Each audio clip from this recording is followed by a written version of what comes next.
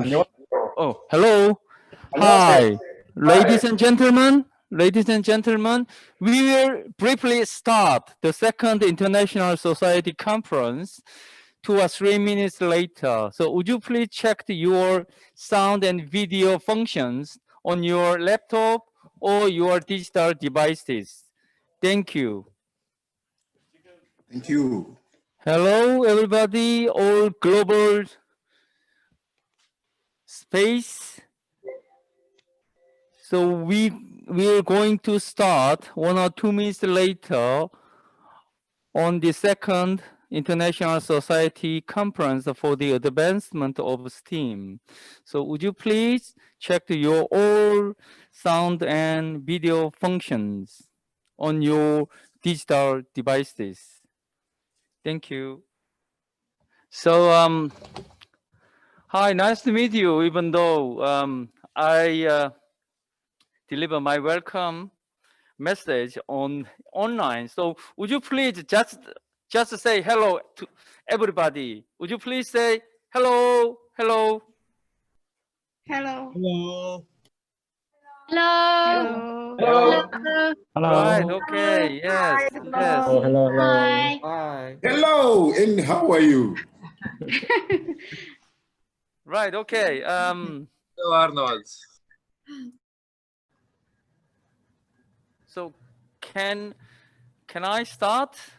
Can I start actually the second International Society Conference for the Advancement of STEAM, hosted by Korea National University of Education. Right, okay. Ladies and gentlemen, my name is Kim Young-hoon. I'm working in Department of Geography Education in Korea National University of Education. I'm very pleased to be here with you and have an opportunity to be a chair in opening ceremony and keynote remarks for the second International Society Conference for the Advancement of STEAM.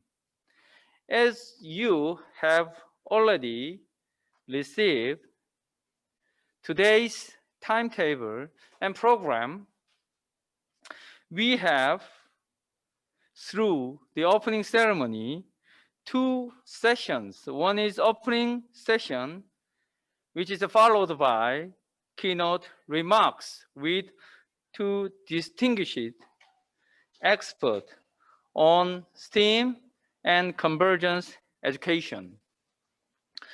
So the first session on opening ceremony will be delivered opening address by Baek Sung-hye, chairperson on International Society for the Advancement of STEAM, Korea, the Republic of.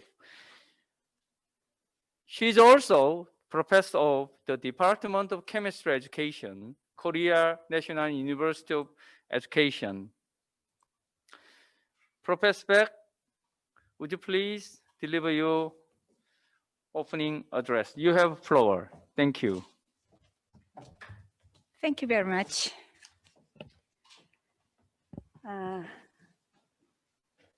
Good afternoon, ladies, gentlemen, dear colleagues.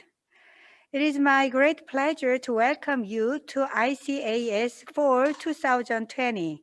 I am very grateful to President Jong-woo Kim of the Korea National University of Education for the tremendous support he has provided as a host. I also owe a debt of gratitude to Chairperson Chung Won-jo of Foundation for the Advancement of STEAM for sponsoring this event with sensitive global insight. Moreover, I would like to refer to the chair, Holger Bach, of the conference organizing committee, who has dedicated to structure an engaging program. Furthermore, I want to give my special thanks to our overseas participants including Vice President Kristof Fenyvesi of ISAS and Overseas Director Philippe Longchamps and Irma Rama Swama of ISAS. Ladies and gentlemen, this conference could provide a valuable opportunity for researchers, teachers, students, educational specialists, and decision makers to share experiences. I am grateful to the many experts who have come to share their knowledge today. I heartily welcome the many distinguished participants who join us. I'm sure you will have a fruitful achievement today. I wish you every success with this important conference.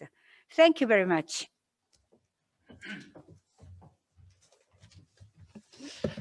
Thank you very much for opening address by the Professor Baek Sung-hye. And second thing is the congratulatory address, which will be given by the President of Korea National University of Education. The President's name is Kim Jong-woo. He will give a footage for his congratulatory address. Okay, thank you. And Honorable President Dr. Sung-hye Baek and directors from foreign countries, and ladies and gentlemen, good afternoon. Please allow me to begin by thanking the International Society for the Advancement of STEAM for this second international conference. It is a great pleasure for me to extend to all of you a cordial welcome on behalf of Korea National University of Education. I want to pay tribute to your effort and cooperation for this international conference. Since founded in 1984, the Korea National University of Education has been a center of teacher education and training in Korea. We aim to develop the systemic and holistic example model of teacher education and training. We are strengthening Convergence education for training pre-service teachers as global creative talent. I believe this international conference on the advancement of STEM will contribute to the pre-service teacher education. It will uphold to bring up more international teachers with a wide perspective of the world. At the beginning of this year, the coronavirus pandemic stopped the clock of our planet, the Earth. The changes triggered by the pandemic are expected to create a new standard called a new normal. Our everyday life cannot go back to the time before coronavirus. Impacted by the coronavirus, all educational systems and curriculums from kindergarten to university are shifting into online class platforms. The widespread of online courses is disclosing the problems of the existing teacher-centered educational system. From now on, we should prepare the post-corona era. This change caused by the coronavirus will be a valuable opportunity for recovering the essence of education. The change strongly demands to restart the innovation of educational philosophy and method.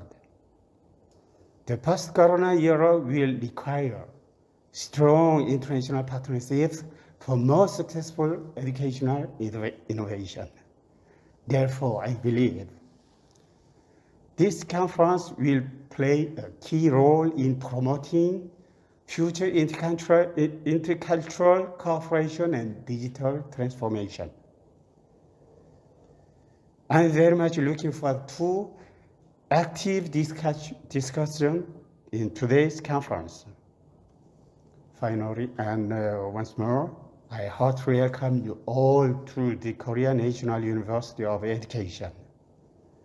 Thanks to this conference, I hope and I believe we will build a more prosperous and sustainable future for all of us. Thank you. Thank you very much. Merci. Merci beaucoup à tous.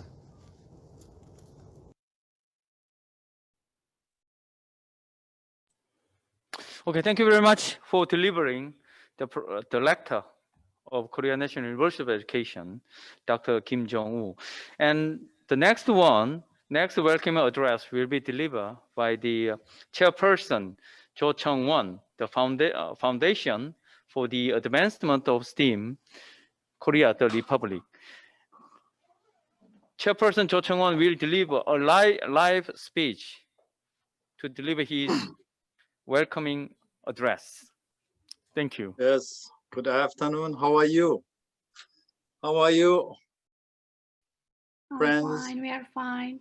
Yes, as a test, once you hear my voice, then everybody to say that, how are you? Yeah.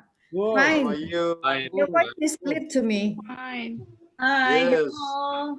Very good to meet you, all of you. I understand that Hello, Professor. I see the friends in Europe, you just wake up about 1 or 2 hours ago. And in the United States and the South America, maybe you are enjoying the night life, the night at home or at the research room, or the same time, Australia or Indonesia, we are enjoying same time, but we are not at one place. But it's very good. It's very good. We can meet at any time and anywhere. So this is a new life. I appreciate that the conference was now aiming at the new topics, new theme, which is called new normal. This is new normal. This is really new normal. I very appreciate for all of the friends and experts around the world. Now it's time to harvest. It's fall and it's time to harvest. So we need to harvest our our achievement we have done in this difficult time. One of the harvest was the Nobel Prize festival in Sweden in last about a month. We have heard the new good news about Nobel Prize. The reason why I'm touching the Nobel Prize is that this festival, this conference really stems from the cooperation with the friends in the Stockholm and Seoul at the beginning, about 15 years ago. Now we are coming at the new horizon to meet each other at any time, at anywhere. It's a new normal. It has been our great dream that the students from this STEAM festival could become the Nobel Prize laureate, Nobel Prize winners. We strongly believe that the dream come true. It's a simple thing. One person's dream is just a dream, but the dream of same-minded people around the world should be a real world.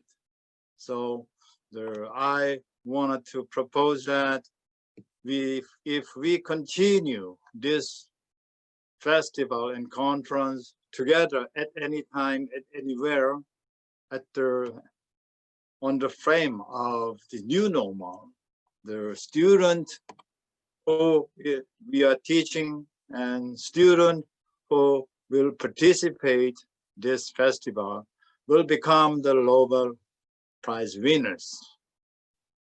I'm now dreaming that one of the Nobel Prize winners will make her opening speech, welcoming speech instead of me.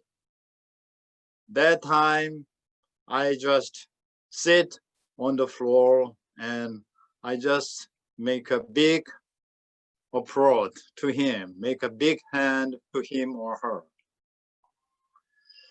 Yes, ever since our online ICAS society last May, STEAM education with 4D had turned the new horizon up to the level of continuous idea sharing and innovation, which is good. We are now living in continuous research, continuous meeting, not stop, no stop. I'm so pleased that the proverb, well begun is half done, is already proven by this ICAS conference. So I thank you, all of you. And this year, this festival is very special because we are going to have 2-day conference. Today is the first day. We are beginning with ICAS to share our research results and to share our visions through the ICAS. Most of our experts are coming together. And then tomorrow we are going to have the student mathematics festivals. That is the real world. That is the aim, and that is our kind of the result of our expertise. We are striving for developing new ideas for the education, but the result is we could see from the children, boys and girls. So our next step is definitely the invitation of boys and students from the world. So I hope we could have boys and girls around the world at this conference in the near future. That's my big hope for new normal with boys and girls. So through this thinking, I hope we could enjoy ideas and research results around the world today and tomorrow. So keep online with friends today and tomorrow on this ICAS conference screen. I thank you. Thank you very much. Thank you. Thank you. Yeah, thank you very much, Thank Chairperson you, Cho Mr. Chang-won. And next one is a opening ceremony, which is music performance. I will give a very short introduction of Haneul Sori for the excellent performance record up to now. And the Haneul Sori means is the sound of sky in pure Korean. So Haneul means sky, Sori means sound. The Haneul Sori is that since the launch of the work of Lee Yong-yeol at the first of Gyeonggi International Ceramic Biennale in 2001, Haneul Sori has been actively engaging in performances, lessons, exhibitions, contests, publications, donations, and overseas performance planning with the production of the ocarina musical instrument for 20 years, over 20 years as of 2020. It consists of the Sky Sori Ocarina performance team and the Ocarina ensemble team. So ladies and gentlemen, Please give a warm welcome to Haneul Sori. Thank you very much.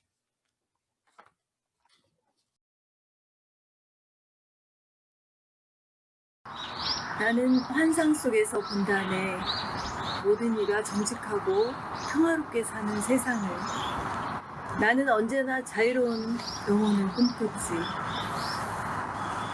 마치 떠다니는 구름처럼 저 깊은 곳으로부터 인간으로 충만한 영혼. 우리 모두의 가슴 속에 이런 소망들로 가득 차시기를 바랍니다. 이 아름다운 가을날에 열리는 2020 국제융합교육발전학회 추계 학술대회를 진심으로 축하드립니다. 곧 하늘소리 오카리나 연주가들과 HSO 앙상블의 연주를 감상하시겠습니다. 많은 박수 부탁드립니다. 감사합니다.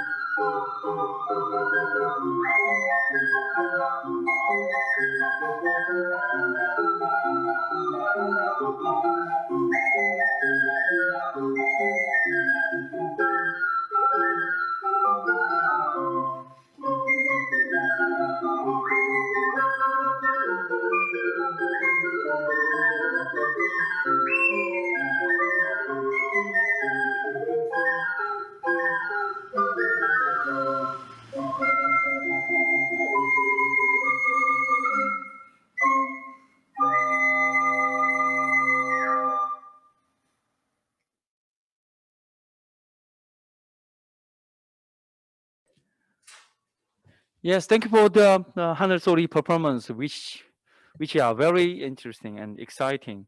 And thank you again for Haneul story's performance. And next session is for keynote remarks. We have two distinguished professors from Korea and Portugal. The first presenter is Professor Jung Jae-young. He is now Dean of HOKMA, the College of General Education, Ewha Women's University, Seoul, Korea Republic of. And second keynote speaker is Carl Pinto, Professor of Institution of Superior of Engineer in Porto, Portugal. We are very pleased to introduce the first keynote speaker, Professor Jung Jae-young. You have floor. Thank you. Good afternoon, Professor Jung? dear Yes. colleagues. Yeah, I'm here. Yeah. Okay. Yeah. You have around 20 minutes for delivering your keynote remarks. Thank you. Thank you, Professor Kim. Good afternoon, dear colleagues. Nice to meet you. I'm honored to make a keynote speech today. Actually, I'm ready for you to my presentation file, so I'm share with you.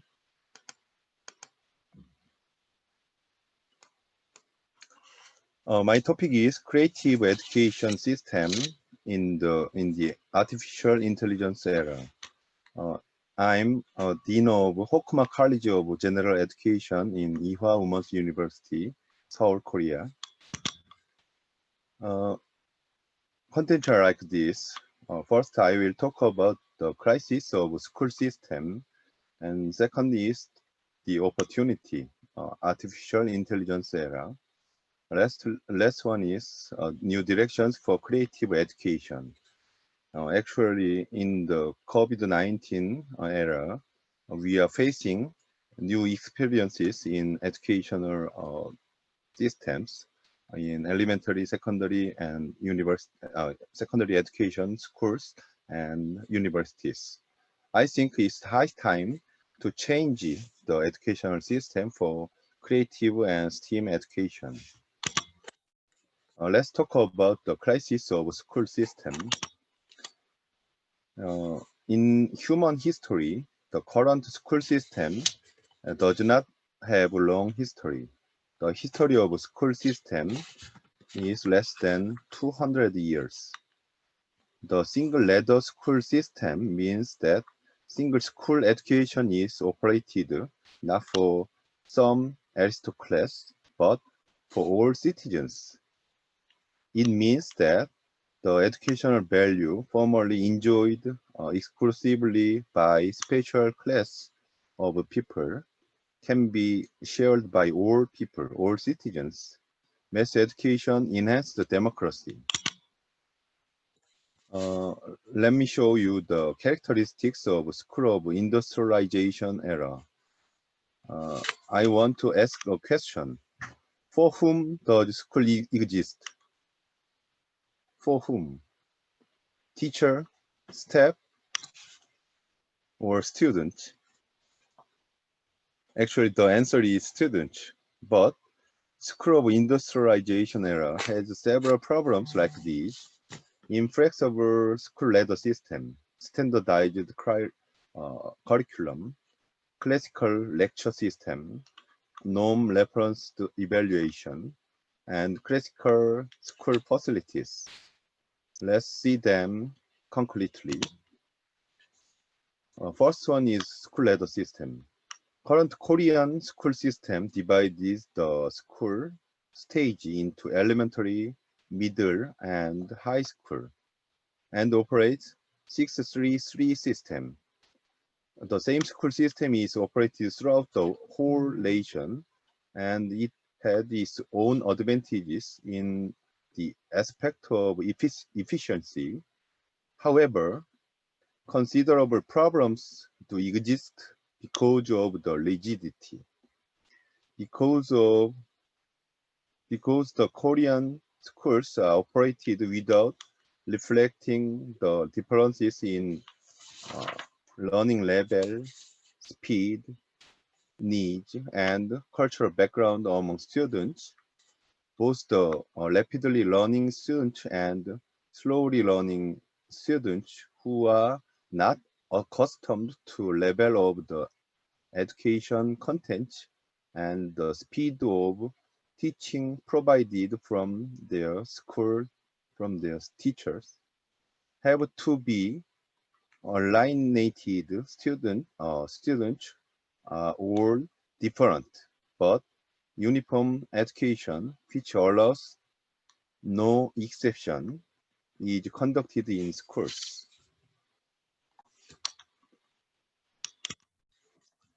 It's the national curriculum system in Korea that further consolidated the rigidity of school system. The difference in learning level and speed among students start to appear right after they enter the elementary schools, but supplier-centered uniform curriculum is being provided to students. The uniform curriculum is composed in the form of number of class hours and the number of subject units. The difference in academic level of the students at school entrance period gets larger when they go on to the higher school years through standardized curriculum. Once a learning deficit occurs, it is accumulated continuously, and it is very difficult to overcome them. It's classical classroom. Lecture is that one teacher teaches many students. Lecture is teacher-centered and supplier-centered instruction. Government is trying to reduce school size, class size, to improve school education. But it has been unsuccessful in many countries because they cannot change the lecture system. Another thing is norm-referenced evaluation. Norm-referenced relative evaluation system is enforced in all Korean schools and other countries because the relative evaluation system measures the academic achievement of the student by dividing it into grades. Only the students belong to top 4% of the grade 9 system can get grade 1 in Korea, in Korean high school. So a certain ratio of students in all schools is evaluated as the failure in their learning in their school. The high stakes relative evaluation test is causing non-instructive private tutoring, not only for students with low academic achievement, but also for the students with high academic achievement. This private tutoring in Korea is not intended for academic achievement, but for winning in the competition with their colleague students. So it's not educational situation, I think. The current schools where mass education is conducted can be linked with the factories where mass production is conducted. Like the process in the factory, the students are placed on the conveyor belt by the curriculum and they're automatically going on the next school year. School curriculum very tightly coupled with their natural natural age. In the factories, perfect quality control is conducted in each process to increase the sales and to improve the defect of product. However, in schools, a complete learning support is not provided to underachievers in each semester and school year, and the level of quality control in schools is much lower than that in factories. And second one is the opportunity in the artificial intelligence era. This picture is Terminator, as you know. It's an example of artificial intelligence robot. The artificial intelligence era, referred to as intelligence information society, is not an imaginary world anymore, but it became a reality to us. Digital transition is going on at higher speed than former industrial revolutions, while various technologies can have been developed individually, being converged with each other. The product of the creative technologies such as unmanned car, AI robot, drone, IoT, 3D printing, nanotechnology, and biotechnology are changing the world day by day.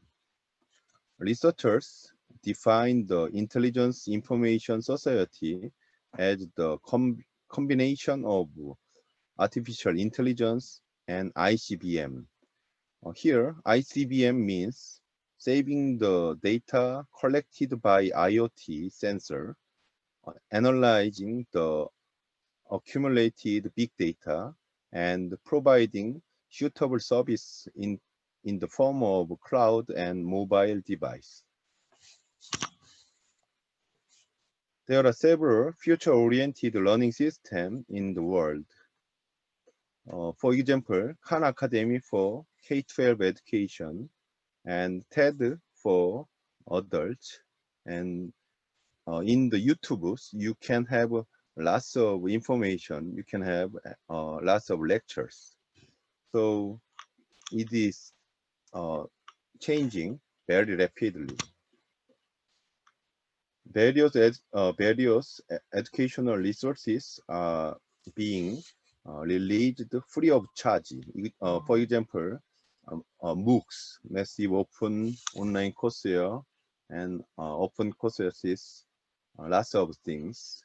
In Korea, there is K-MOOC for lifelong learners to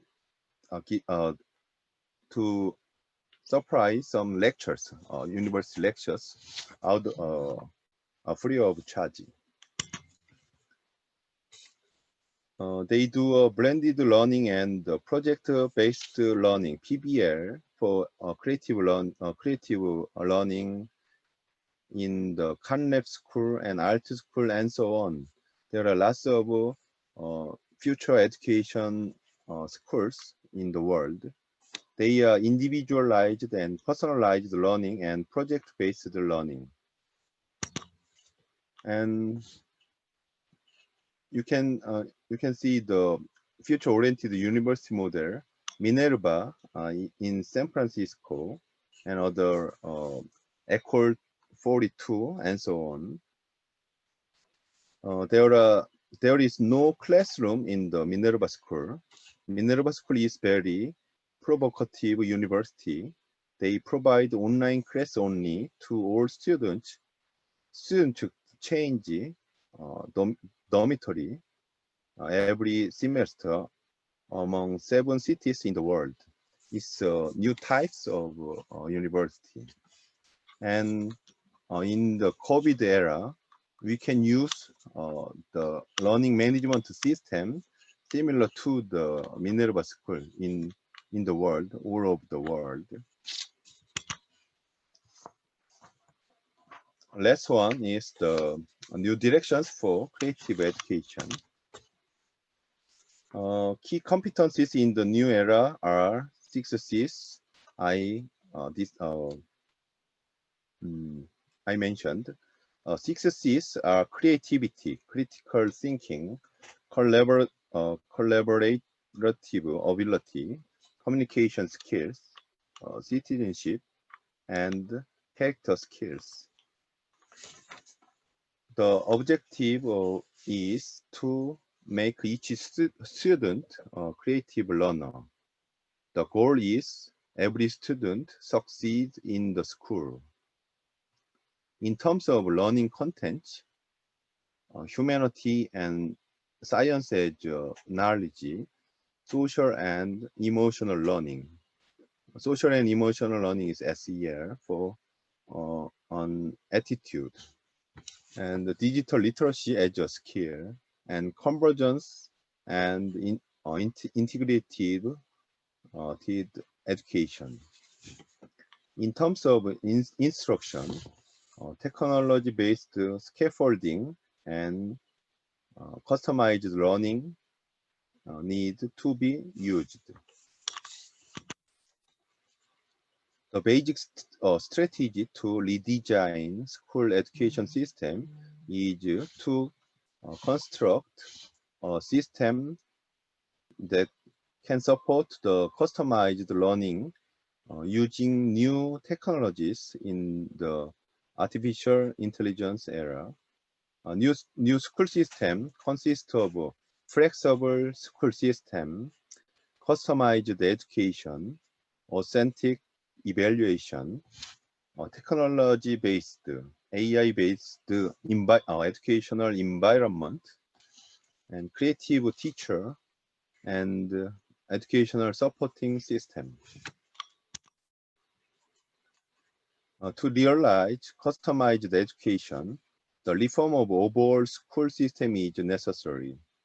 The current school system should be changed to more flexible system that can reduce the supplier-centered rigidity and uniformity of school system of the industrialized age and can realize the educational goals.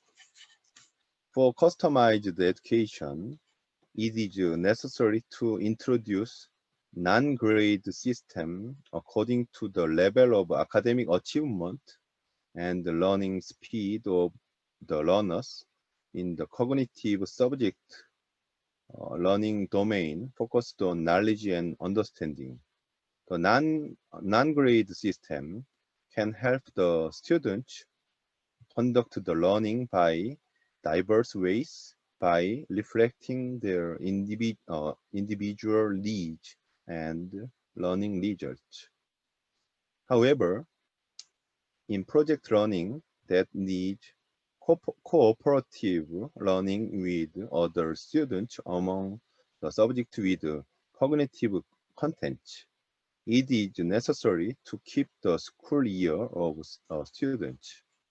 Also in non-cognitive subjects such as music, art, and sports, and in creative activities such as club activity and volunteer activity, keeping the school year is desirable.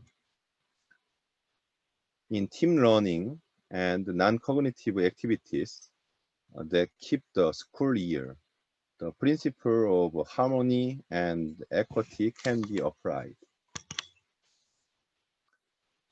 The present national curriculum specifies maximum content that could be learned by each school year and school level, but this needs to be changed to minimum requirements that should be learned by all students.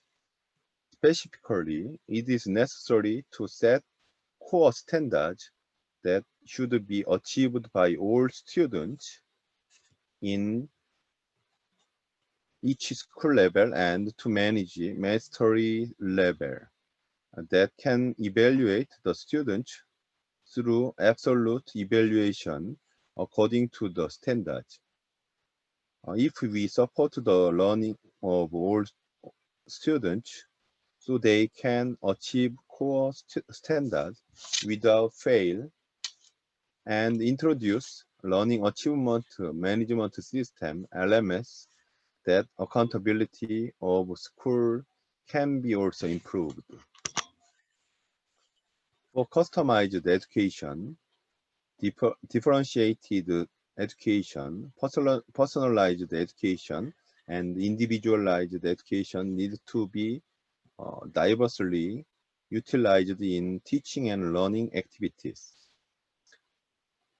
In elementary and middle school stages, the educational goals need to be jointly established through differentiated and individualized strategy, and various small groups and individualized teaching methods need to be used.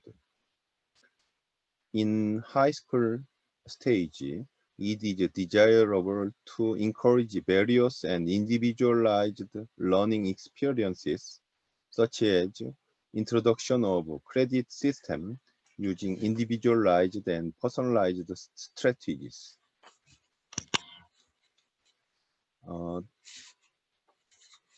The picture is the portfolio of each student.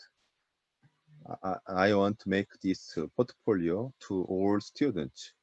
They can make their own trees in each areas. To improve the evaluation system, we should aim at absolute criteria referenced evaluation that evaluates the student according to curriculum goals and standards rather than relative evaluation in competition with colleague students that encourages competition and rankism among students, and formative evaluation assessment for learning is more necessary than assessment of learning results. By aiming at process-based performance evaluation rather than multiple choice-based paper evaluation, the comprehensive and diversified problem-solving ability evaluation needs to be expanded rather than uniform, collective, and knowledge-based evaluation. For creative education and STEAM education, I hope that all students could get portfolio like this picture. The basic strategy to design customized learning environment is to use new technology in artificial intelligence era. Learning-centered system with communication need to be developed based on AI and big data analysis.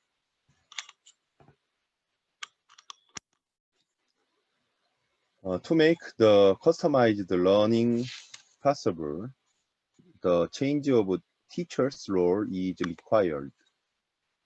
Teacher's role needs to be changed from the role of knowledge deliverer who teaches the standardized curriculum in fixed way to role of learning mentor, coach, and consultant. For this, creative teachers who can teach the learning method, learn to students and help them grow as active learners who can create new knowledge and are necessary.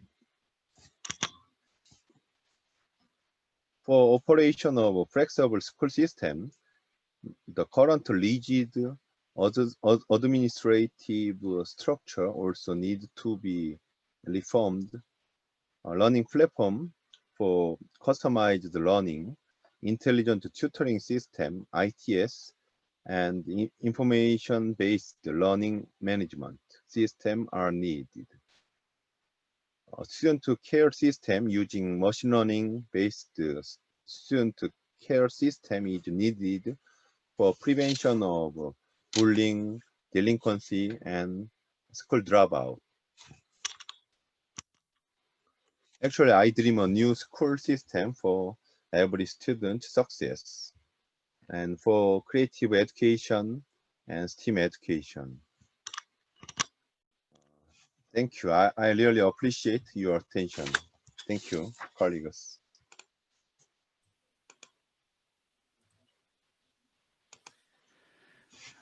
Thank you very much, Professor Jung Jae-young, and his excellent presentation about the artificial intelligence relationship in education societies. And next presenter, next keynote speaker is Carl Pinto, Professor Carl Pinto. Professor Pinto, are you here? Hello. Carla good morning. Pinto, are you here? Yes. Can Yes. you hear? Can you hear me? Yes. Yes. can you I see can. me? I can. Good Yeah, morning to okay. you all.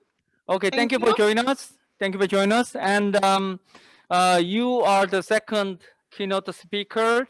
And would you please deliver your speech for 15 minutes or 10 to 15 minutes?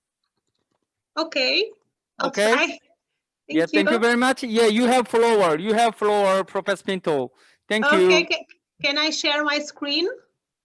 Yes, no problem. Yes. Okay. Thank you. So I will share my screen. Good morning to you all. Thank you very much for your kind invitation to be here and present my work. And so I'm sorry. I'm sorry to interrupt, Professor Pinto. I'm sorry. Would you please share your slide? Would you please? I will. Yeah. I'm just looking for them. Yeah. Don't hurry. Don't. We have yeah, plenty of time. Okay. Can you see it right now? Yes. Yes. Great. Thank you. You have floor. You can do that now. Thank you. Okay. Thank you. So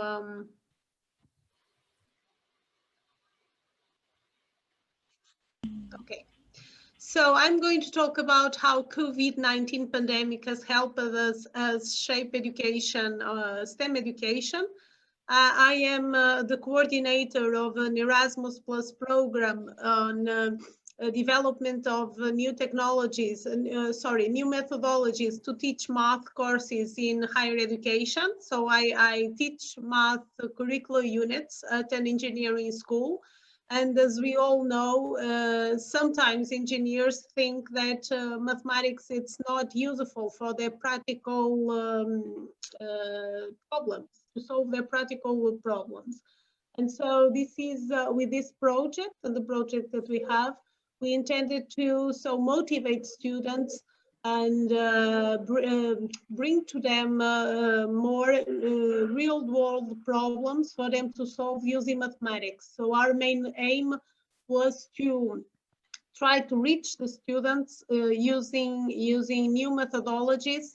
So teaching the basis, so the fundamental, the syllabus of the courses, but using a lot of real examples and choosing examples for each engineering. For instance, biomedical engineering had some type of examples.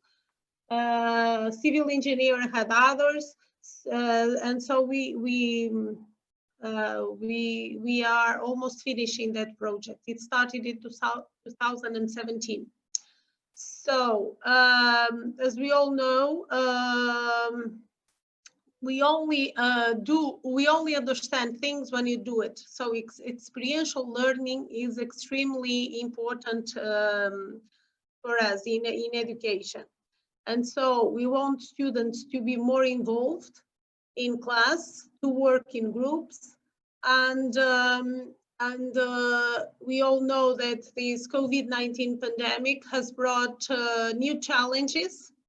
And even if it wasn't the COVID-19 pandemic, we are living in a constantly changing world, right? So we cannot stop. We as teachers, we as society, we as stakeholders, we have to adjust, and we have to be able to, with education, with our profession, be able to provide students the needed skills for their future professional lives. Because as we all know, the jobs of today won't be the jobs of tomorrow. For instance, in a 5-year course degree, right?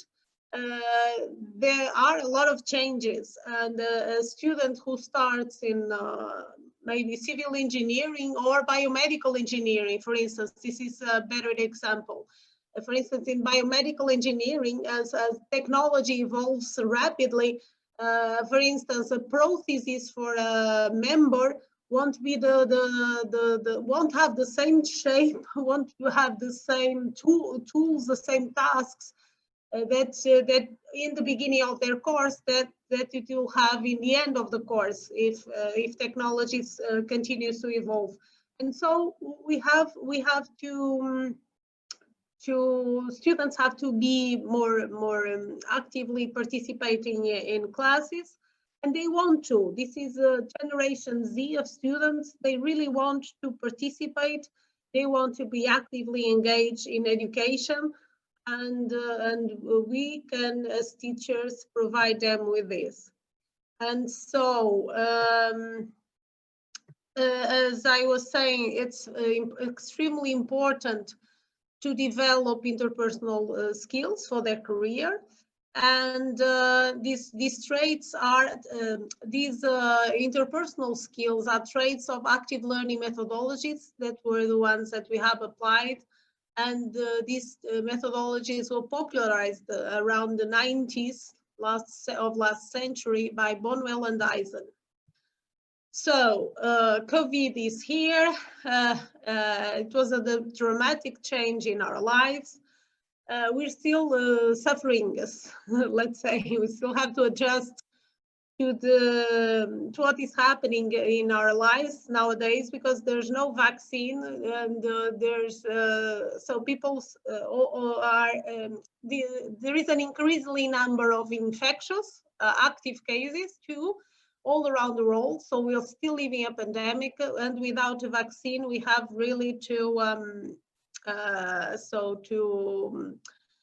to continue to adapt and adjust our teaching methods. And so during the last semester in curriculum of statistical models, we asked the students to reply. So we taught the students using active learning tools, even through online education.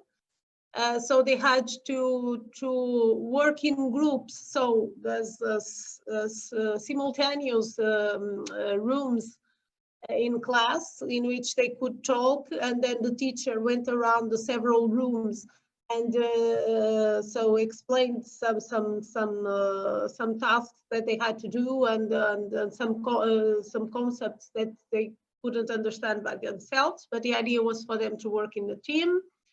And so they were asked, and then they had also a different type of assessment. So they had to solve case studies. So statistical, using statistical tools, they had to solve case studies of real world. The case studies that I've chosen this time were related to poverty, so data from poverty, data from how do you say, basic sanitary and conditions around the world. So what I did was to go and grab a lot of data from WHO, and then ask them to reply to questions using several statistical methods like chi-square. And also I asked them to approximate. Sorry? And then I had them to approximate the data using polynomial approximations and so on. So this case study was intended to be developed using the R statistical software, which is a free package. And so they were asked in the end of the semester, how did they manage, how did they cope, if they, what were their perceptions on the use of all of these in classroom environment, not only the assessment and the teamwork, but mostly also the completely exclusively online framework for teaching. And so active learning techniques, we want to go from this type of class and these in big theater rooms and when only one person, which is the teacher, is talking, to something more like this in the, which are student-centered, right? So the students have to learn, have to make a bigger effort to learn by themselves. So we need flexible classrooms. So any one of us has the ability to do whatever active learning technique he wishes, because we go from very simple ones that are stopping the class once in a while to ask students questions about what we're saying, so for instance, to case studies or jigsaw technique or whatever, which are more complex active learning techniques to apply. So in these classes, we stopped the class and asked them to speak with their colleagues about what they were learning, and then posing their solution to class. And we also had them, not in presential way, of course, but in these simultaneous Zoom classes, Zoom rooms where they gathered virtually with their colleagues, and we proposed the case studies. And so the research questions for the study were how do students react to a fully online learning environment? How do students perceive the applied assessment methods? And what type of teaching do students prefer?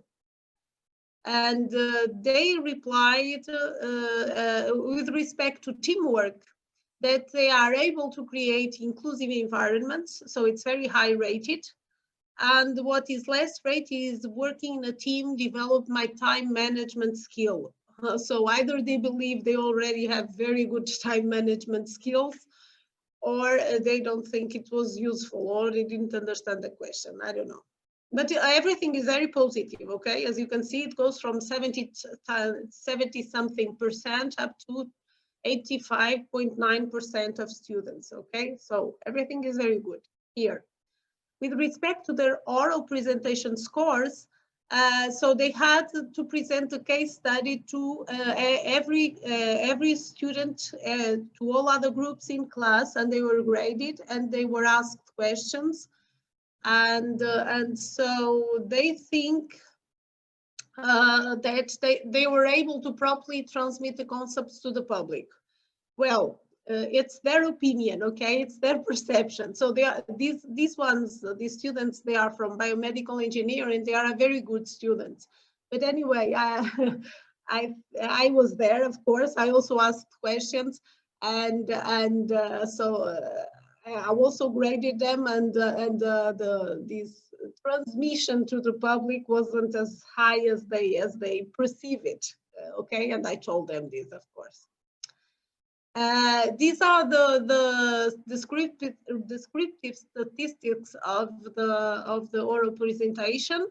The score, the median, the mode, as you can see, everything is very high. So they feel very good about themselves.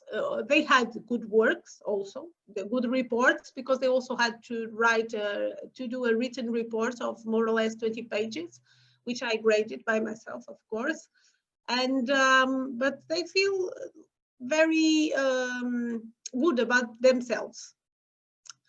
As to the assessment methods, this is extremely important. They believe that the assessment method requires more effort from for them, okay, and from them.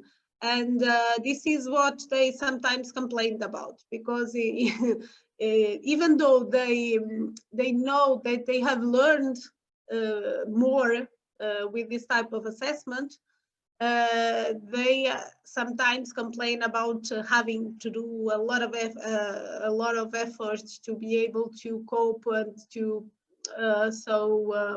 deliver everything on time.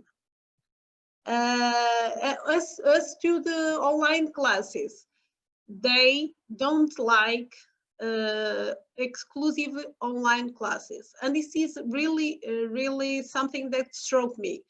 because they most of them all students were split between be-learning teaching style and presential style teaching framework. So none of the 60-something students that replied to the questionnaire said that they liked a fully online course. They like to be with colleagues. They like the social part. They like to communicate with students and the teacher. They miss that part. They miss going to school. They miss working together presentially. They miss all of that. And also, which is very important, they say this is the descriptive statistics of be-learning and face-to-face groups, which we also done to see the differences between those who preferred be-learning comparatively to those who wanted only fully presential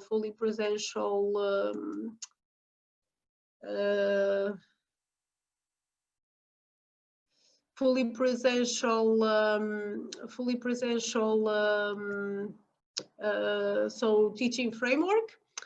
And as I was saying, they do miss the social part. They do miss attending to classes in presence. And mostly what they say is that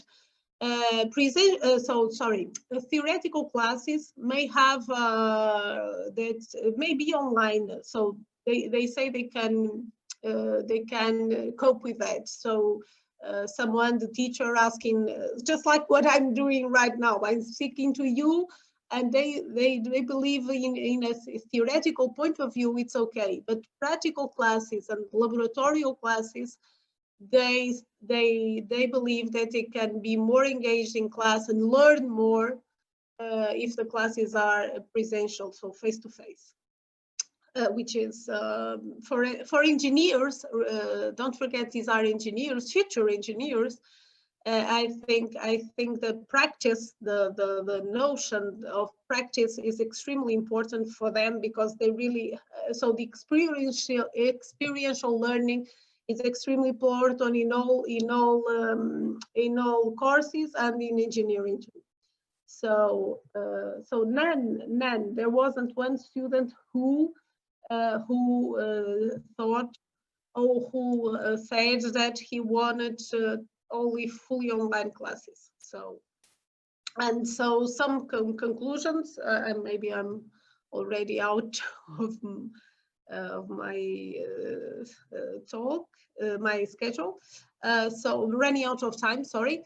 This was we measure students' satisfactions or perceptions concerning the fully online learning environment due to this COVID-19 pandemic. Right now, by the way, we are doing semi-presential, so we are doing this be-learning technique. Our theoretical classes in this semester are online, but the practical and laboratorial classes are face-to-face.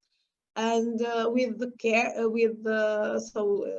measures are being taken so that people don't get infected, but we all know that infection is increasing all over the world. So let us see what it goes to.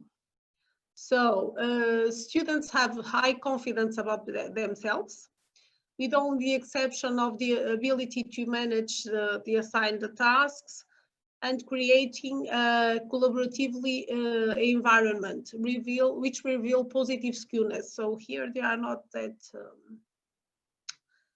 that comfortable. But with respect to the assessment method, they think that it really grabs them and demands much more effort from them.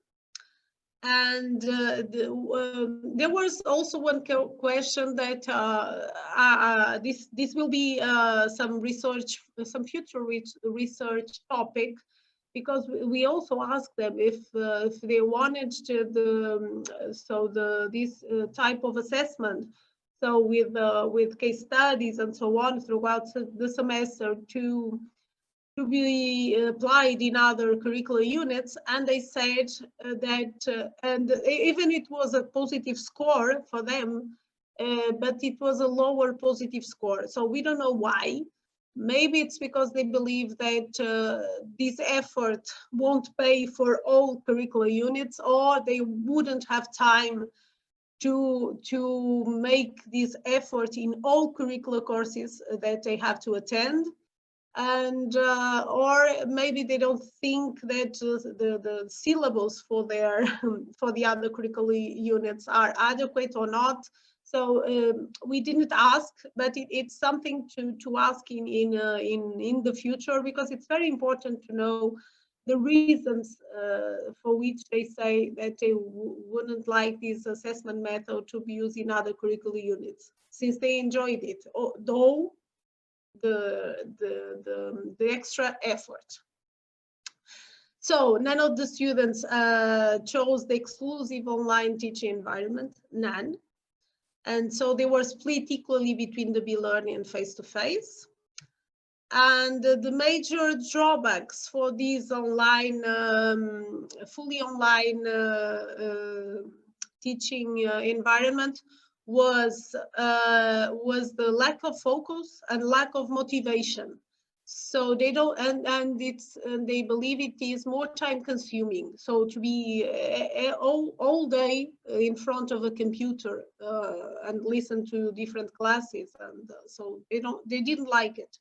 They also miss, as of course we have been saying, the social contact with their peers and communication between peers and the teacher.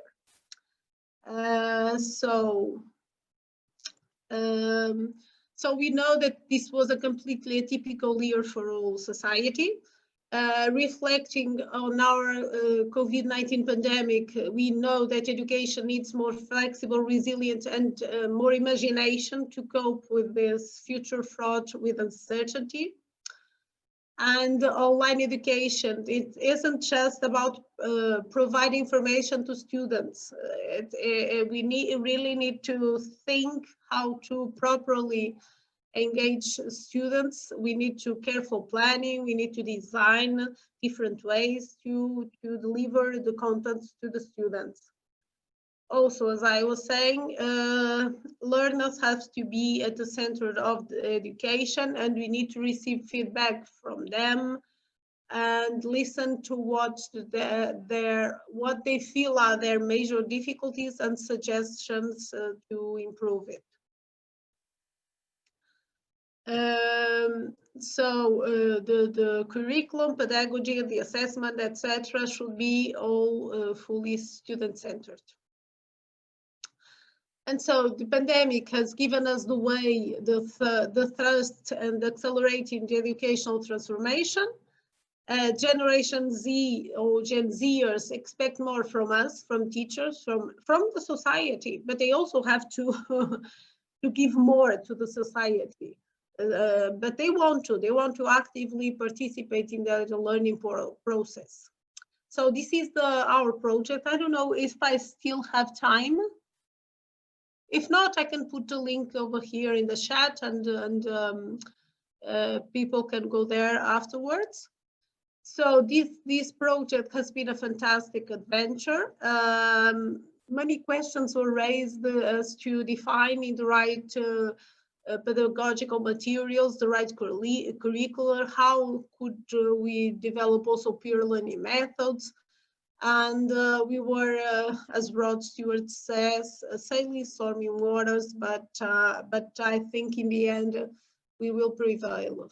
So I finished with Albert Einstein, who said, "It is the supreme art of the teacher to awaken joy in creative expression and knowledge." And so I think we as teachers, if we manage to transmit this joy to the students, then this is the first step to motivate them and to engage them in our classes. So thank you very much for listening. I'm now here open to questions if you have them. Do you? Shall I stop to share my screen. Wait a minute, something. Yes, Professor Pinto, thank you very much for your keynote speech, which is very interesting to all of us, as I believe. Thank you very much, and you can stop your share. Yeah, Yeah, screen share. Sure. Thank you. Right, okay, thank you very much, all of the participants in this international seminar. So, unfortunately, I apologize. Do not give any break. So, would you please, without copy and tea breaks, start next session, live oral presentation session. So, part one and part one is still moving ahead in the new normal. So every participant, presenters, and the session moderator, would you please ready to start? And thank you very much again. I'm closing now. Opening ceremonies, including opening session and keynote remarks. Thank you very much, and see you later. Bye. Thank you. Thank you so much. Yes. Yes. All right. Just want to make sure that all the participants are here before you start. And I'm just going to look here. Yes. So welcome everybody to session number 1, live oral presentation. My name is Philippe Longchamps. I will be your chairman today. And Thank you, Philippe. we have approximately 10 minutes each to present, then followed by a 5-minute question period. So please prepare your questions in advance. We're going to start as planned with Dr. Burnard from Cambridge University, Transdisciplinary Pedagogy for Letting Art and Science Teach Together. So thank you very much, Professor Burnard. Now it's your turn. Thanks.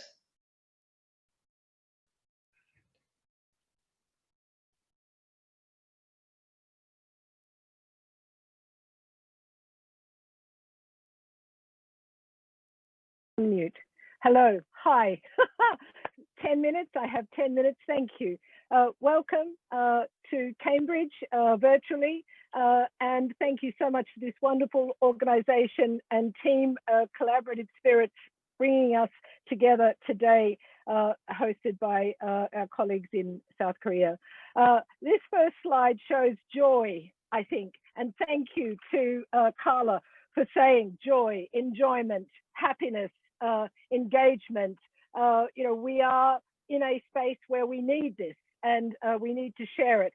So we're seeing here arts, sciences, we're seeing technologies, we're seeing humans and non-humans and more than humans. We're seeing digital practices, digital bodies and performances, I believe, of STEAM. And here we are at this sort of moment in time where we're calling it a new normal, where STEAM education sees arts and sciences as not separate, but not even separable endeavors, but rather combining as transdisciplinary configurations, which is what we're expecting of the scientists and the sciences that are being worked with, I believe, arts and aesthetics and engagements to bring an end to this pandemic for all of us. In a world further fractured by the ongoing existential crisis of the COVID-19 global pandemic and the precarity of human life on Earth, there is a pressing need to develop alternative practices of knowing and being, doing and learning, and indeed teaching. So this 10-minute kind of moved very quickly forward. And I'm just trying to change my, so change this. There we go. Is about reconfiguring disciplines and the notion of transdisciplinarity and thinking about the acronym, you know, of STEAM, which points to the separateness of singular disciplines. And, you know, I'm not convinced that STEM or STEAM as an acronym works for us anymore. I'm thinking we need to be thinking, you know, differently, viewing the single disciplines as part of a multiple configuration, which points to a process of understanding and knowledge creation as you see with the image of transdisciplinarity, engaging in a plurality of mental faculties, of acquiring and assimilating, in fact, doing more than that, to review the same information, the same knowledges, and connecting those knowledges so we get multiple interconnections around a plurality of legitimate perspectives. And this is where the notion of transdisciplinarity comes into play. Petrie, 1992, you know, a lifetime ago, said the notion of transdisciplinarity exemplifies one of the historically important driving forces in the area of interdisciplinarity, so connecting the two, the idea and desirability, the integration of knowledge. I think it's about the co-creation of knowledge. And in that co-creation of knowledge in learning and teaching, which is what we're doing in this space, in this amazingly blurred space of homes and schools and, formal and informal, and what is learning and what is teaching in this space. So transdisciplinarity tries to decouple the specific language of how we move in our thinking and in our teaching, and experiences of transdisciplinary collaboration, transdisciplinary working. We're seeing more and more online coming together in different kinds of ways. And this takes bravery, it takes trust, it takes bravery, trust, and failure, so that we actually engage with, well, what was it to fail? So, what was it to succeed? And so we have this experience of transdisciplinarity, I think, being catapulted into this new norm and departing from ways we've thought about subjects and disciplines to transcend these disciplines, which takes openness and empathy.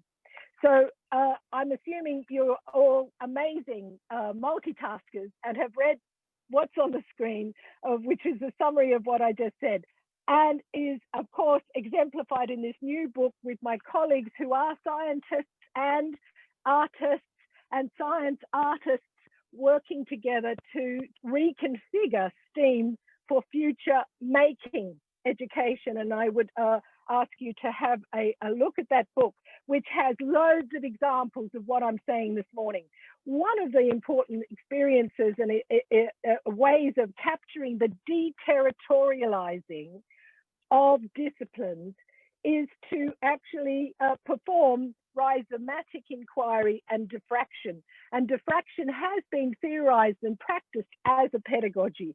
So thinking about the sort of radical methodological changes that we're working towards. Deleuze and Guattari, of course, were the authors of rhizomatic thinking. And it means that knowledge is not static and it's not separable from the living and non-living world, and that it's made up of groups and ideas and elements and systems that are continually intertwining to do something different and to produce something different. And so in using Karen Bernard's diffractive analysis, diffraction means to break apart in different directions, diffracting like waves, like sound waves, like light waves, where the waves interfere or overlap, they create an interference pattern. So it's disrupting binaries, it's inviting a different kind of thinking, and diffractive analysis is different to the hierarchical entry points we normally make in our research and in our teaching. And frankly, I don't see a distinction, but many people do. We can actually bring together ontology and epistemology, simply put, knowing and doing, being and becoming, mathematicians, artists, scientists that think differently. And this actually troubles humans. A lot of people don't like it because it is a kind of assault to their humanist arrogance of where knowledge is and who constructs it.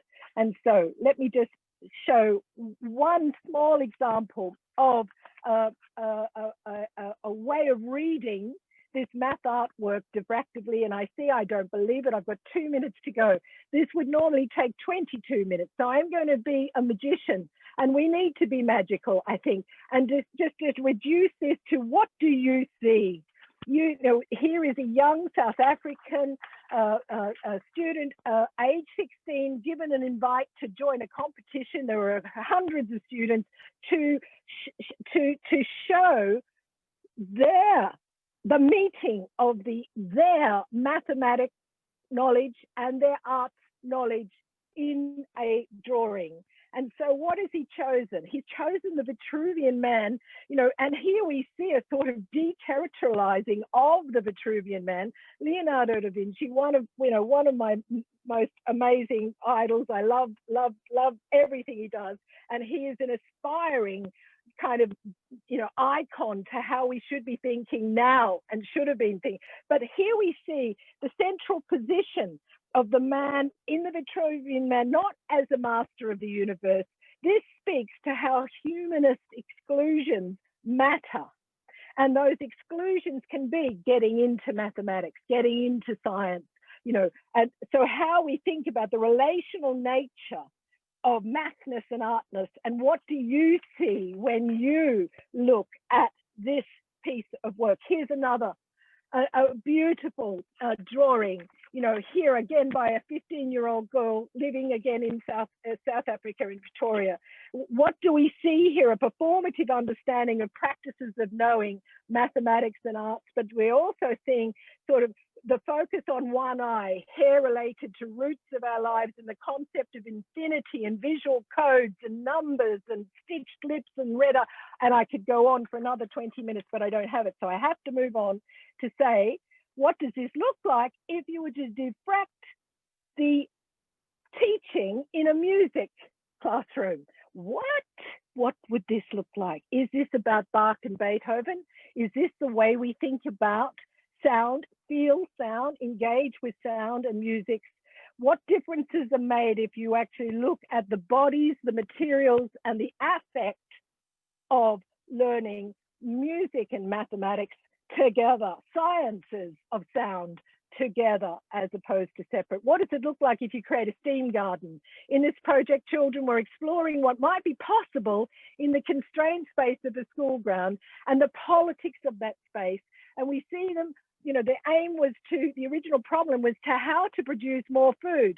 But the underlying problem was largely about values. That is an activity of value valued by both children and teachers, where they're looking at the plurality of connections with the multiplicity of knowledges that it takes to create a garden which you use as food, which is aesthetic and has some you know, artistic aspect to it, but also is functional in saving planets and bodies and being a body in that garden. So we've called that STEAM garden. What are the implications? Deterritorializing subjects, decoupling the specific language that sort of creates a hostage to certain disciplines, and the materiality of those disciplines and in working and making learning happen differently. So moving ahead in this new normal where arts and sciences separate. Any of those politicians that say I'm listening to the science is lying. They're sciences and they're contested. So creativities are transdisciplinary. They're forms of authoring newness, authoring new modalities, authoring new practices, all of which I'm inspired to be in the presence of the next three speakers who will be exemplifying other practices to do with STEAM and reconfiguring disciplines. Thank you. Stop sharing. There we go. 2 minutes over, sorry. Thank you very much. It was excellent. Thanks. Before we go on with the questions, thanks for respecting the time limits. It was perfect. We have a buffer of 1 minute or two. It's fine. Very interesting. I like the epistemologic approach, and I'm also a big fan of Leonardo da Vinci. So I really appreciate that you talked about the polymath, there's a Renaissance man, and the spirit of that we want to nurture the students' creativity through that spirit. And yes, I really appreciate. Now we're gonna work like this. Once you want to ask a question, just unmute your microphone and just make a quick test before you ask the question to Professor Burnard. Thank you very much, everybody. Please.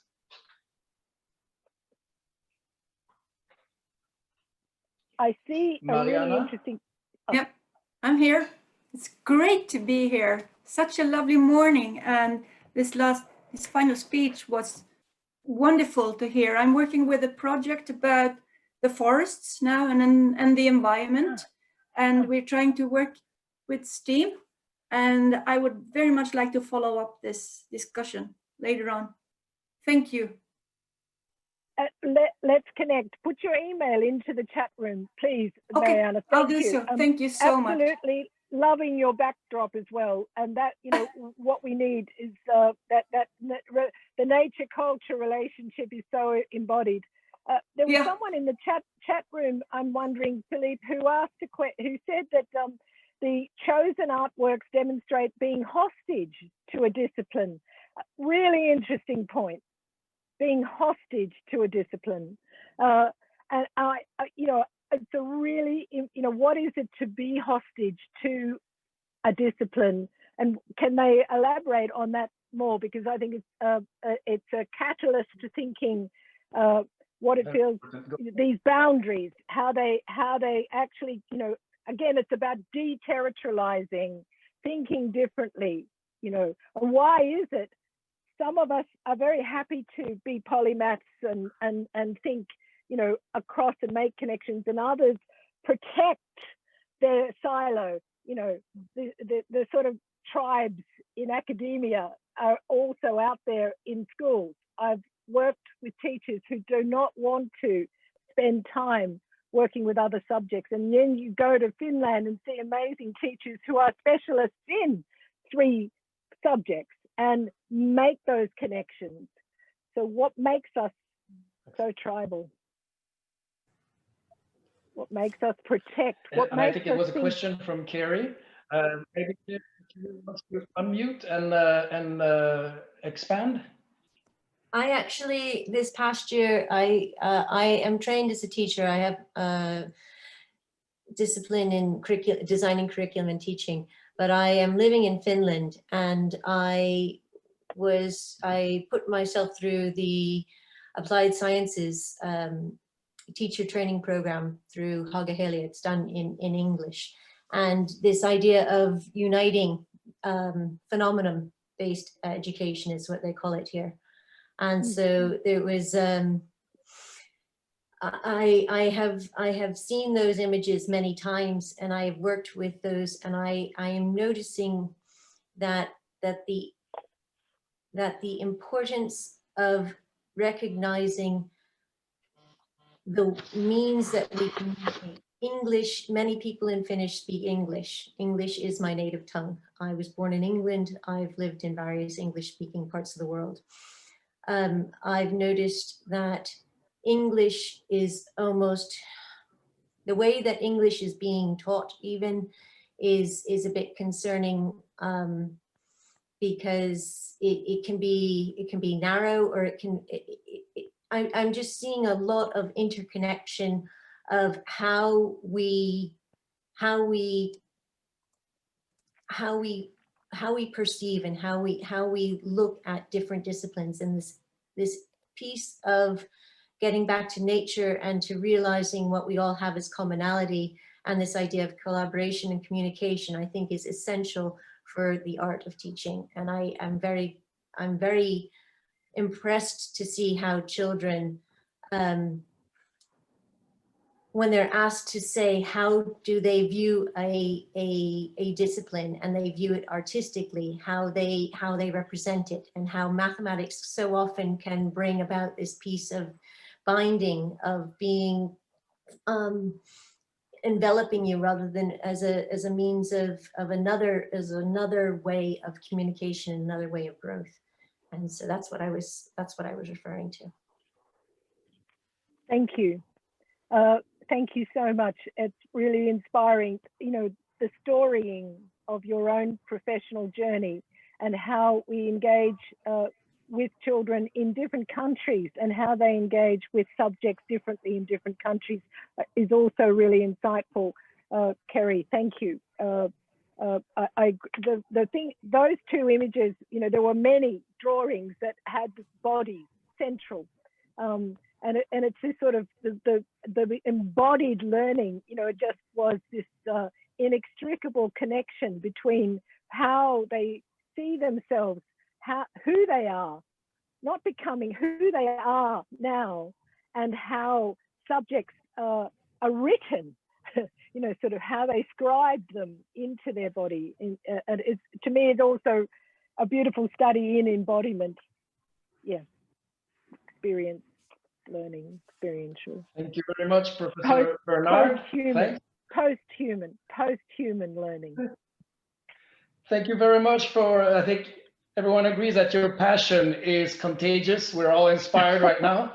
We have to go to our second speaker. So thank you, and feel free to ask questions to the other speakers, because I think that you're going to find a lot of similarities in parallel with what the others have been writing. Now our second speaker from University of Jyväskylä in Finland, Kristof Fenyvesi. And yes, Egeshegedre, Kristof. Tak, thank you, merci, Philippe. It's a great pleasure and a great honor to be in the session led by the best teacher of Sweden. I don't know if everybody knows that, but Philippe Longchamps have been elected, have been voted to the best teacher of Sweden not so long ago. And I see here a lot of people whom I also would like to mention by name. So Seung Hei Paik, Jong Wo Kim, Chung Wo Cho, and Hyun Sing Cho, who make this conference rolling and make this conference happen. It's so important, not only in these times, but I think it's more important than ever. So thank you for this initiation. And I'm also really glad and really feel honored to follow up this wonderful talk from Pam Burnard. So Pam just rolled in beautiful threads in the room, and we already ready to weave beautiful patterns. I already saw from the reactions. So I'm just very modestly try to pick up some of these colorful threads. And even if I don't manage to make out something really spectacular, but I want to start to think together with you along these lines, what Pam just opened for us in this session. Beautiful talk. And also I would like to say thanks for bringing in this wonderful South African images, South African children artworks. I'm happy that there are some of the people who make this South African project happening is also with us. So Arnold Gwaze is here with us from Port Elizabeth. All the best for the Port Elizabeth team. And also many people around the world are also creating and working to create this artwork. Andrea Capozzucca just launched it in Italy, and I could continue so long this list of names here, but maybe I do better if I jump into my talk because we have a very limited amount of time, as I understood. So I just try to share my screen. And the title of my talk is The New Normal and the Creative Ecological Dimensions of the Finnish Natural Curriculum. So obviously I will talk a bit about Finland, but much along the lines what Pam Burnard and her collaborators just opened up for us now. And a very unusual way, and maybe unscientific way, I would like to put my main message, my conclusion into the front, which is embrace uncertainty, embrace uncertainty. Because it also can leave us in uncertain about is there any value what I'm gonna say, but I think this is an important message in this new normal, because I think we have a, not we, not you, maybe not me, but many people around the world, unfortunately, have a misunderstanding about the role of science, art, and learning. Every of us maybe, and every of them and many of them just thinking that these are supposed to give us answers the question of the big questions of the life. But I think this is just the secondary role and not the primary. And I think we all, as scientists and artists, I believe that all of us are artists too, even if we admit or not, even if we want or not, but we are artists and we are all learners. Maybe we admit that we are learners, I hope, and we are also teachers, all of us here, without any reference to the connection to the profession, but we are all of these, and we know this well, because science and art and learning in the first place, I think, is supposed to put good questions and ask better questions. And I think this is very important to think about these institutions of our society, be it in the West or at the East, that science and art and learning are sort of institutionalized uncertainties, the institutions for being uncertain and to have the social approve to be uncertain. And I think when we were talking so long, centuries, decades about inquiry, discovery, experience, playfulness, what's the importance of all of this in education, I think we so much brought forward this uncertainty agenda, even if we recognize it or not. Because if you think about this, inquiry, discovery, experience, playfulness, these are all putting uncertainty in focus. And I think also when we start to close up to the policy, I'm supposed to talk about Finnish education and core curricula and policies. So important sustainable development goals, right? This is more important than ever than in these times what we are living in this in between the before COVID and after COVID, this intermediate era. So anticipative, normative, strategic, collaborative, critical thinkings and self-awareness and integrated approaches are those which are very much needed for us and for our children to cope with this high level of uncertainty and being uncertain on the best, most effective way, uncertainty. We need to be very effective in our way of uncertainties to sort out false certainties, right?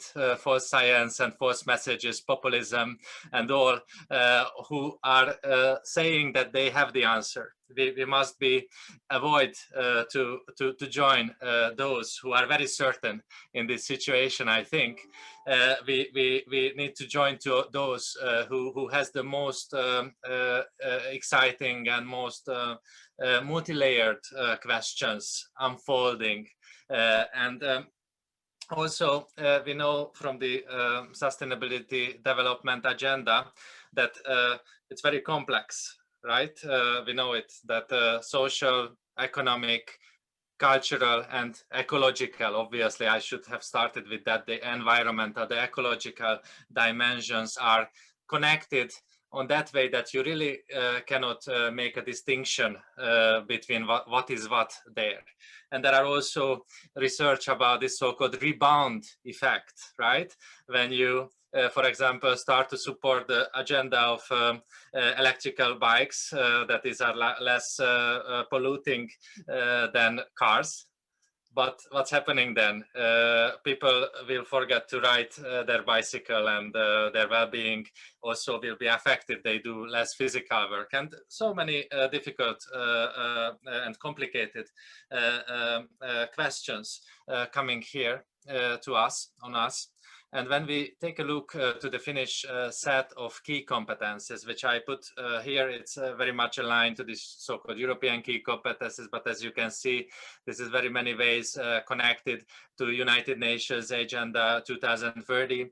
And in the center, the development as a human being and as citizen. Very, very important. And you can see also, you can recognize that participation, involvement, building a sustainable future, taking care of oneself and others, managing daily life, and also many others are very strongly connected to the sustainable development agenda. So actually, if we think about Finnish curriculum, if I should mention like 3 key columns, 3 key sources for the current curriculum, I should mention on the first place sustainability thinking. It's even declared in the Finnish curriculum. In one of the first pages, you will find the reference to United Nations Agenda 2030. And the second one is key competence based learning.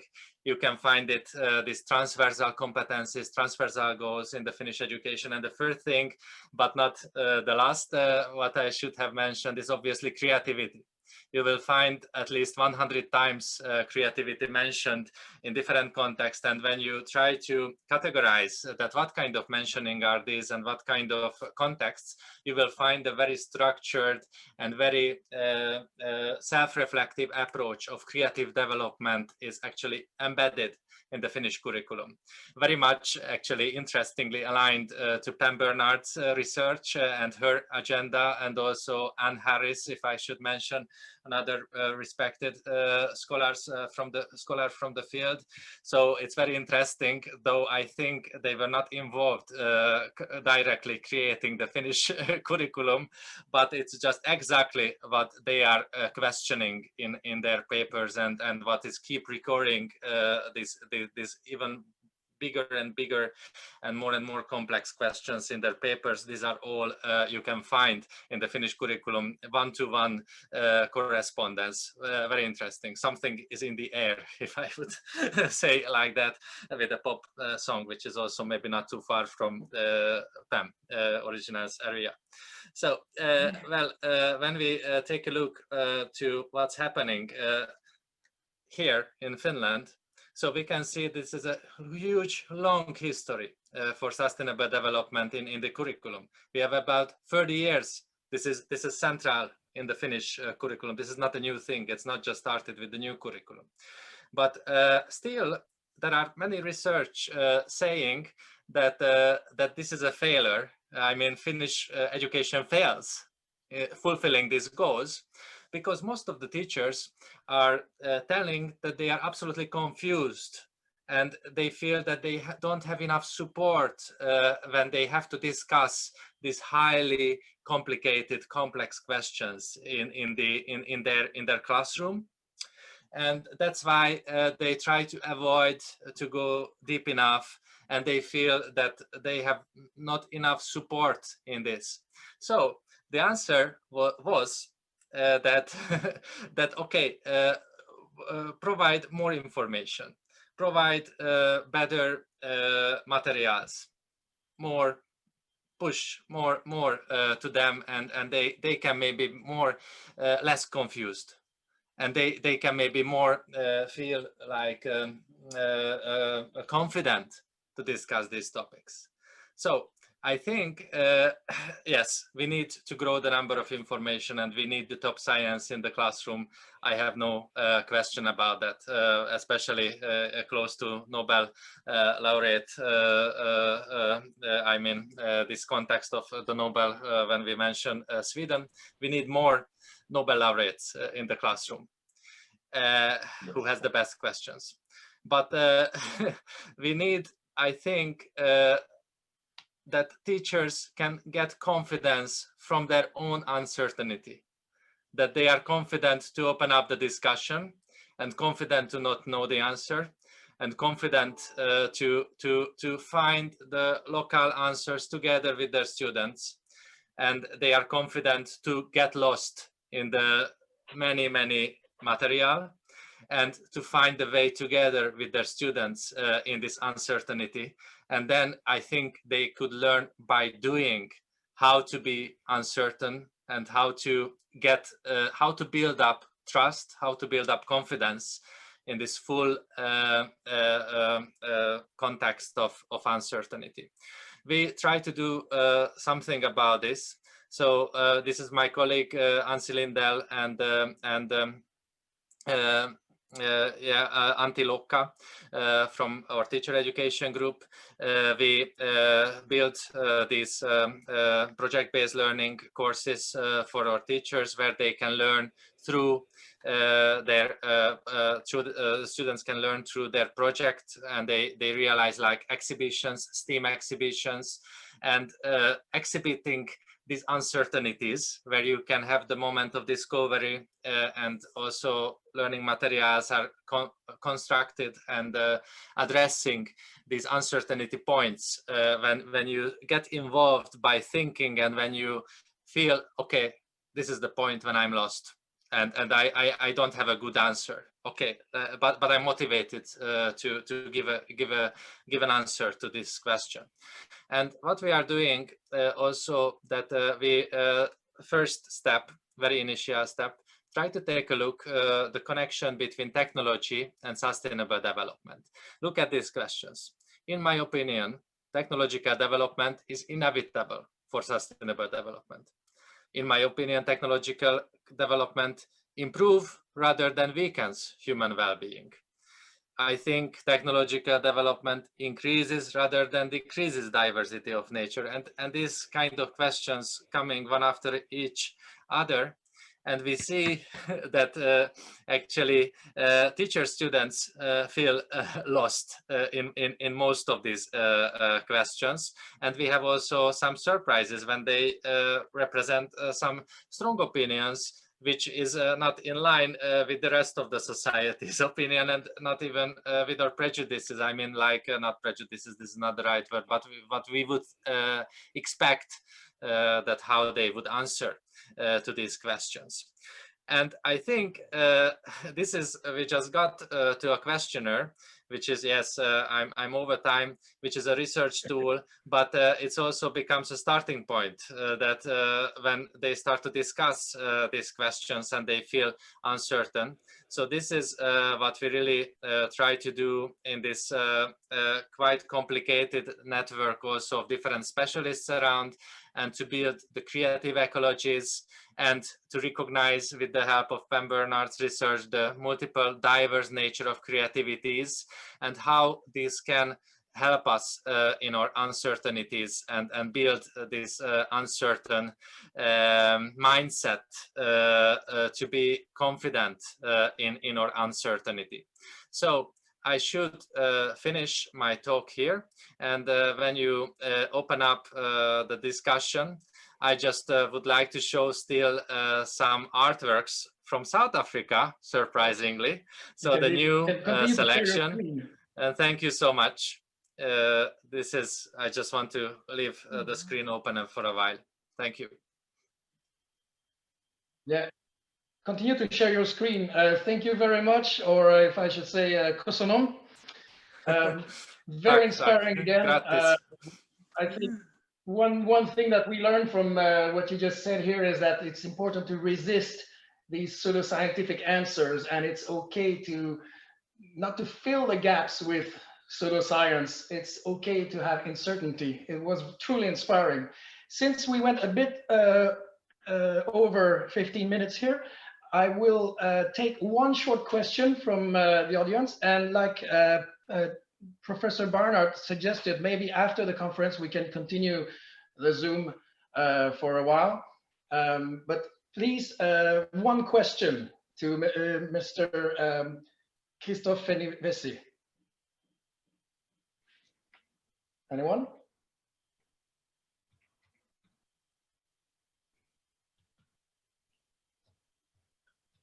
Okay, can I ask one? Yes, please. What do pedagogies of uncertainty look like? I've just put it into the chat room. Are you writing about pedagogies of uncertainty? Do we need to write about pedagogies of uncertainty? I think we have to. Yes, no return. You know, okay, in the Nordic context, okay, Kierkegaard wrote a lot about what if to jump into the uncertain, and this is an important moment, and I think we can start to think about this right where we ended with your papers on pedagogies of possibilities and possibility spaces, because possibility, I think, is uncertainty also, if you think about synonyms. So I think we have the theoretical background to pick up this thread from the pedagogy point of view. Yeah, thank you. Thank you. Thank you very much. Now we are going to Israel, to Gordon Academic College of Education. Shalom. We're going to hear Liora Nutov and Atara Shriki. So it's all yours. You got 10 minutes. Thank you. Thank you very much. I would like to introduce my dear colleague and friend, Professor Atara Shriki, and we would like to present. Do you see my screen? Yes, Liora. Perfect. Okay. So we both are math educators and we love fractals. For many years, we have been studying the field and conduct workshops and teach fractals to diverse audience. Young children from 10 years old and also pre-service and in-service teachers. In every such meeting, we realize how much these topics related to fractals arose a great interest among learners. So we decided to transfer our love to fractals and to write a book, because in our eyes, fractals represent STEAM. Also, in recent years here in Israel, we are interested in STEAM education, and we were waiting for Kristof in Gordon Academic College to do as a workshop, and here came coronavirus, and I hope very much that you can come next year, Kristof. We are still waiting for you. I will. Thank you. Thank you a lot. Thank you. So, for us, fractals represent a great opportunity to do STEAM and to teach STEAM. And Atara and me started to develop a course. And here came COVID virus. So we decided that we will do it asynchronous course, because this way our students will have a different opportunity to take their time to study the concepts. So now I will switch to Atara. So let me tell you briefly about the principles of the course development. So when we realized the challenges the students had to face in the COVID-19 period and recognizing the new opportunities it provides, but this is a different issue, we designed the course so to enable gradual learning of fractals according to the following guidelines. Independent learning, so the course material were uploaded to the course website and the learning was asynchronized, and students could study content at any time. And we had also social learning components in addition to the,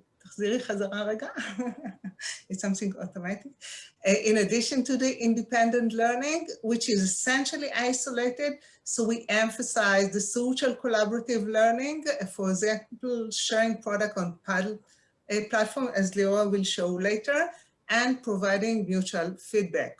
So the mathematics aspect of this course was arriving at a definition of fractals. This was the end goal. And Leo, I think you can skip this because we are short in time. So the definition is not very much important. And okay, so obviously, to understand the definition of fractal, which is not really the issue now, one must understand the concept of zero, infinity, dimension, and self-similarity. However, as we realized, previous study indicated that pre-service teachers have difficulties in understanding the meaning of zero and infinity and the connection between them, the concept of self-similarity, and the concept of dimension and its applications. So we had to first deal with this. Okay, Liora. So this was the mathematical aspects, and we were thinking how we can help our students to not only they knew this concept, but we wanted to present them in a different manner. So here came the artistic aspects to our course. We know from clinical neurological studies that drawing is an effective learning approach. It is much more effective than summarizing text or observing a given illustration. And we took this approach one step further. Instead of only doing a traditional test, our students were asked to present an artwork, original or not original, on a collaborative gallery, and we use a Padlet platform. So instruction was to upload an artwork that expresses your interpretation of at least one of the mathematical concepts studied. Add a short explanation for your choice of the artwork. Please note that we didn't connect any suggestion to any mathematical concept. And at each of our unit of the course, they had a different collaborative gallery. So here are results, some results.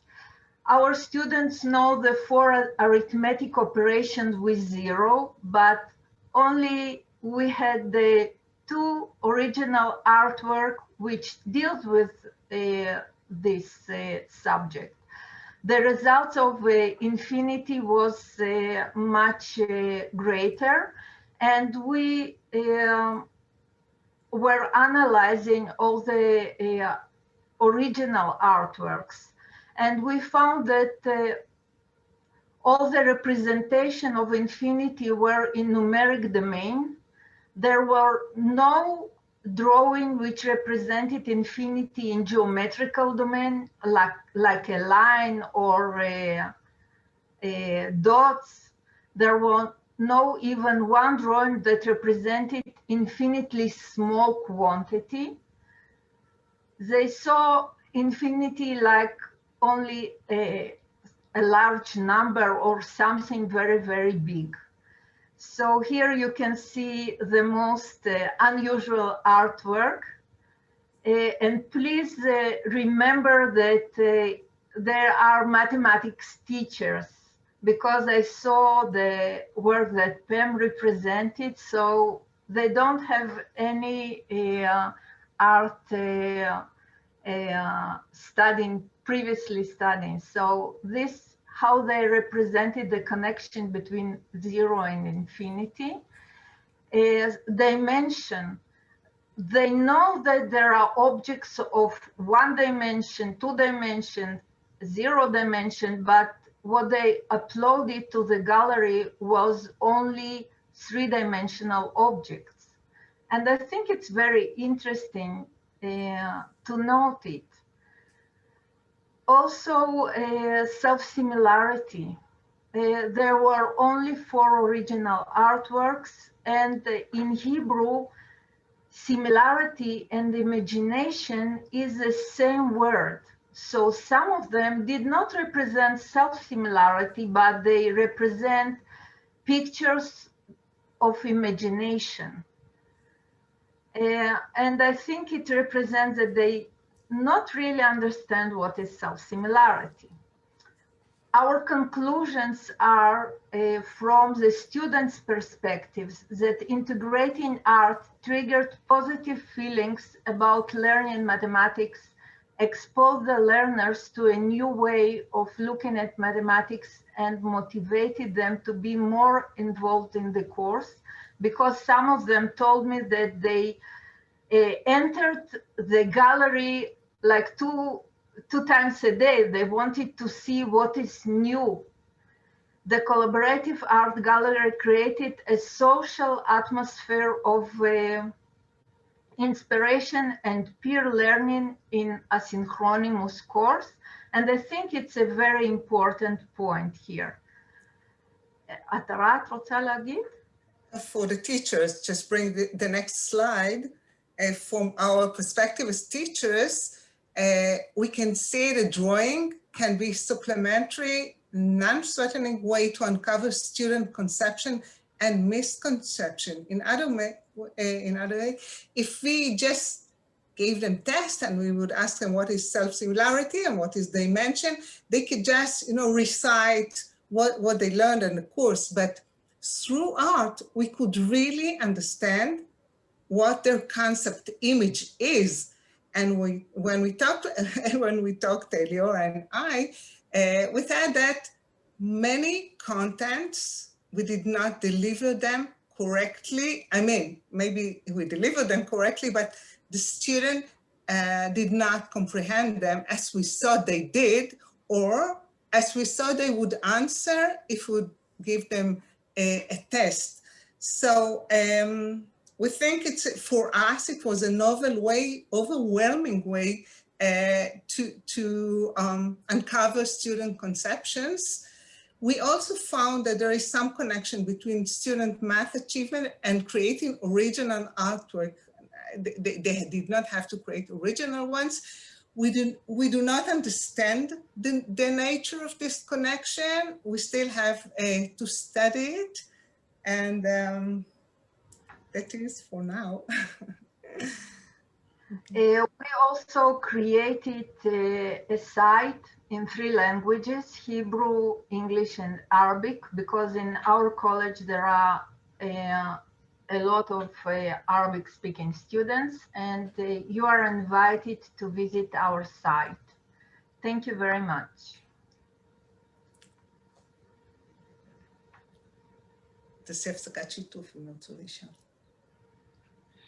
Toda Rabba.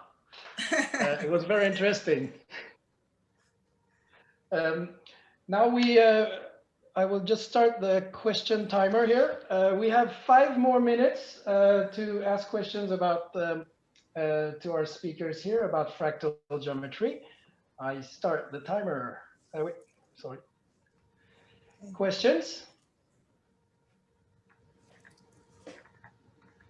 Maybe we should give you something to draw just to see if you understand. Yeah. Okay. I love that fractal geometry is bringing speakers of Hebrew and I just love that fractal geometry is bringing making a space for communication. It's wonderful. Yes, it's not only fractal geometry, they learn together. But when we were working on the exhibition, there were a lot of students that volunteered to work with us on the exhibition. So we decided that our site will be in 3 languages.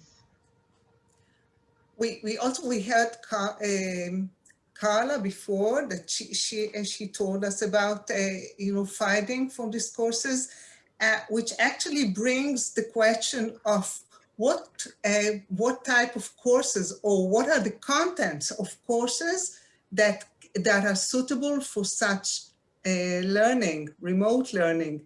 And we believe fractals suit. We didn't know it before, the COVID-19 opened new venues for everything, and we tried it, and I think it works. The fractals is a topic that works very well in remote learning. Not every topic is very, very good for it. Okay.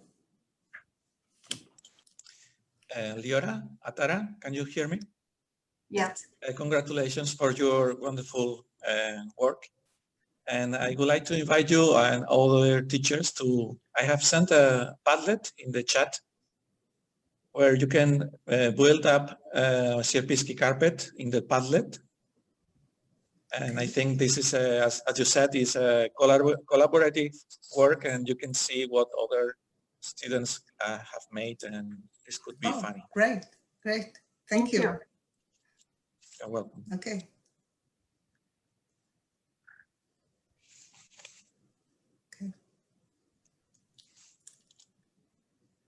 I'm Arnold from South Africa, Govanbeck Mathematics Development Center.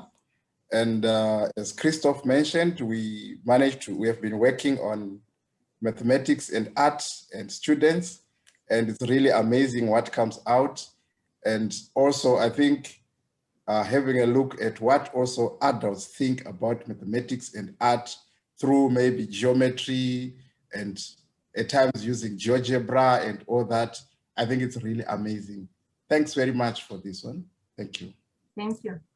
Yeah, thank you for the feedback. You know, for us, the idea that art can be an assessment approach or evaluation method, it's new. And we embrace it, and we keep doing it. Embrace the uncertainty. Yes, as well. Thank you very much, everybody. Thank We're you. running a bit late now. So now it's time for me and my co-author, Charlotte Graham, to introduce our paper called Tomorrow Today, which I will let Charlotte do most of the talking here. But I just need to say that we're actually, right now, we're working on a book called Sustainable Active Learning, and this will eventually be part of the book. So I hope that within the 2020 or early 2021, you will be able to read our first book. Charlotte, please. Yes, we haven't got as good a presentation as the rest of you have, and we haven't really involved art in our, which I find very interesting. This thing you had at the end here, with drawing as a way of understanding what the students have conceptualized. It's very interesting. We haven't really taken that in so much yet, but that's very interesting. And also interesting to think about the Finnish teachers saying that they're uncertain about how to teach the UN goals, for example. Perhaps it's because Finnish teachers have such a high level of education that they say the wise old owl is more uncertain. The more you know, the less you think you know. Perhaps that's why. In our paper, we've spoken about what we think might happen, or we're guessing really, as everyone else is, what might happen after this pandemic. And I invite you to read it all when it's all published later on. In Sweden, things have been a bit different to the rest of the world. You might be interested to know that all our schools have stayed open throughout this time until now, up to the age of 16. The older students and university students have had distance learning online, but the younger pupils have been open, and both me and Philippe work in schools for younger children or up to age 16. So we've worked as normal. We write a little about that in the paper as well. We don't really know which approach is the best one, but Sweden is quite a socially distant country anyway, so we do tend to keep our distance all the time. There's no masks to be seen really, sometimes on public transport, but not otherwise, and all children have been going to school all this time. But still, we think that things might change, and we don't know how, of course, but we think it might be a good opportunity for education to rethink. We had a keynote speaker in the last conference. Let me show you so I don't say his name wrong. Hee-Chan Lee. I don't know if you remember the people who were there. And he spoke about how education hadn't changed so much over the last 100 years. And perhaps this is our chance to do something new. And we've written about that. We've written a little bit about the pandemic's impact on mental health, on those students and young people that have been had to stay at home until now. And we refer to some research in the UK where 42% of young people said they had mental health problems from this. Then we're comparing a little bit to, if you say office workers, they are now rethinking their whole, people are buying houses with more bedrooms so they can have home offices and continue to work from home even when this finishes. And perhaps we should be thinking like that for students as well, as long as they're old enough to look after themselves. Of course, younger children have to have some form of childcare, but then we're thinking in our paper that perhaps if you have students working from home partly, then you would have had, then you can give lectures to a larger amount of students, maybe with more expert teachers in certain subjects. So we talk about the expert teachers being, and the excellent teachers being available to more pupils through distance learning, and then having perhaps students coming into school for certain subjects in smaller groups, perhaps 12, or they say an ideal group size is perhaps something like 12 anyway, and have more active learning when they are at school. And we give a few suggestions for that. We talk a little about what we can learn from the past and not just throwing out everything that's been successful in the past, but using what of that we can. We refer to the Twitter CEO Jack Dorsey, who said that his employees can work from home forever if they want. And I don't know if that should be applicable to students as well. Although we do know that you learn best when you learn together, and all humans need social interaction. So we don't believe in a type of education that would be only online, because then certain pupils, I'm sure, as somebody wrote in the chat before, would still meet, but some might not, and some might be very excluded unless you do bring them into school and teach them social interaction as well, because that is part of what we do in school. Yeah. And then, yeah, we talk a lot about what kind of new technologies that we can include. What kind of new technologies we would need. We talk about artificial intelligence and virtual reality, how that could be used. Also, like just any kind of augmented reality or automated digital assessment tools, how they can help also to kind of adapt for different types of learning styles. And also we explore the question of gamification of education. Charlotte? Yeah, we also discuss a little bit about, because now when we read interesting research from other countries, we do all the time. So education now has become, or maybe has been for a long time, but is now at least very international. And perhaps there is room for a more global curriculum as well, like a core curriculum that all young people in the world learn. And then there would of course be the languages and the culture. So it can't be sort of colonization either, but there might be an opening for a more global thinking, and that might also help with. It's true, because mathematics and art and science are universal languages in a way. So there's probably room for some type of more like international collaboration in this branch. And we talk a bit about at the end about what other abilities children and young people need access to, like social learning. And at the end we put in a point of perhaps if we don't have these large groups anymore, in Sweden anyway, a lot of research has shown that girls in class take a lot less space and boys take all the space. You don't realize it's the teacher, but they tend to do that. And if the groups are smaller, and if you as a teacher can combine groups better, perhaps that gender difference might finally disappear. We discussed that. And then we write a lot about hands-on learning and how you would still do that in a social setting. We write a little bit about materials you can use, like 4D frame, which Philippe has used a lot in his teaching, where he uses transdisciplinary or in a holistic way, where he uses learning from other subjects in with and using 40 frame to conceptualize other things. Just like some of you used art in a way to do the same thing.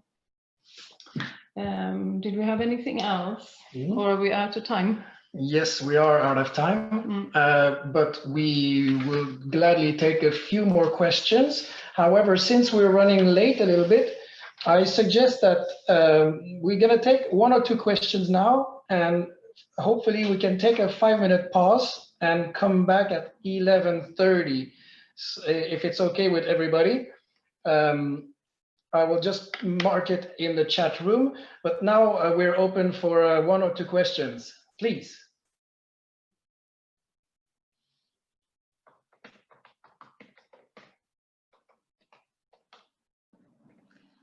So, hi, Charlotte and Philip. Congratulations for this is Carla Pinto from Portugal. Congratulations, hello, for your nice work. I think what you are also trying to do is to develop these interpersonal skills in also your students as they learn, right? So, and this is quite important also because we are trying to be the more, let's say, we are trying to make our students be the better prepared that we manage, right? When they go out of school, when they go to their professional environment, and yes, we need to start teaching them in school, even if they don't have that at home or with their peers. We need to bring this to our classroom because not only scientific knowledge is good, someone to be successful and to do real good things for himself and for let's say for their surroundings, they have to be like a more complete person with the technical and also interpersonal skills. So yeah, so thank you. Yeah, these skills are really important. Technical are very important. Look, I'm not saying that we reduce the complexity of the hard skills. No. It's hard and soft skills. It's both of them, because you can have a very good public relations, let's say, that really speaks fluently and really engages everyone around. But if he or she doesn't have the right technical and hard skills, then what is its useful? I usually say to my students that not all of them can be public relations persons, right? Because the world will be full of public relations and the bridges will fall because they don't have the civil engineers don't have the right hard skills, and then the AC will be ruined in our room because and also our cars won't start the engine because the mechanical engineers cannot put a car working, the engine working without the hard skills, right? So yeah, both of them are extremely important. So congratulations on your work. Thank you very much. Thanks, or obrigado. Now okay. we need to take a short pause, and at let's say 11:30 European time or 18:30 Korea time, we are going back with Haneul Park. Haneul, you ready? We're gonna take a 2-minute break or a few minutes, just and we go back to you. Okay, bye-bye. Bye, see you in 2 minutes, same place.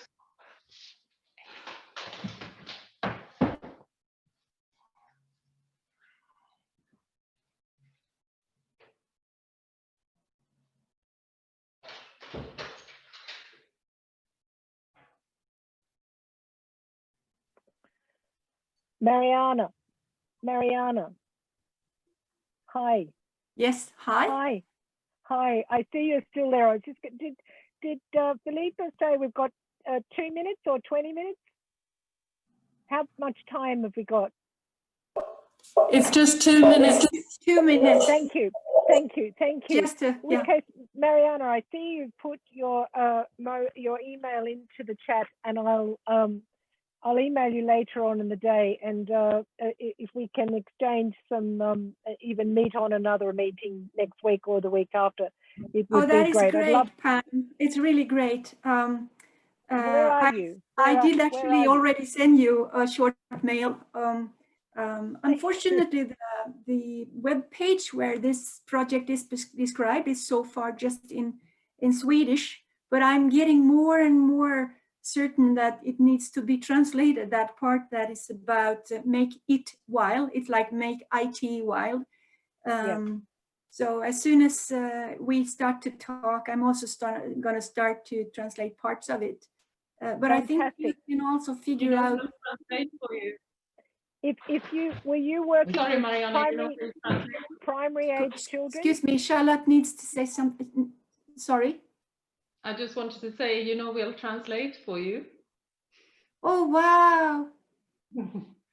Oh wow, Pam! It's going to be fantastic. In which case, could you send me a couple of paragraphs that distills the project and the findings, and I'll include in a book that is on that is looking at sort of sculpting new creativities in primary education.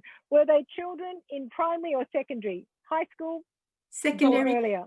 It's actually an ongoing project, and findings from the project will come later. There are some research done, but I think what I would like to do is describe the way we work with this project, and more than anything, have you involved when we, because I'm going to start doing the next sequence of this to involve your ideas there.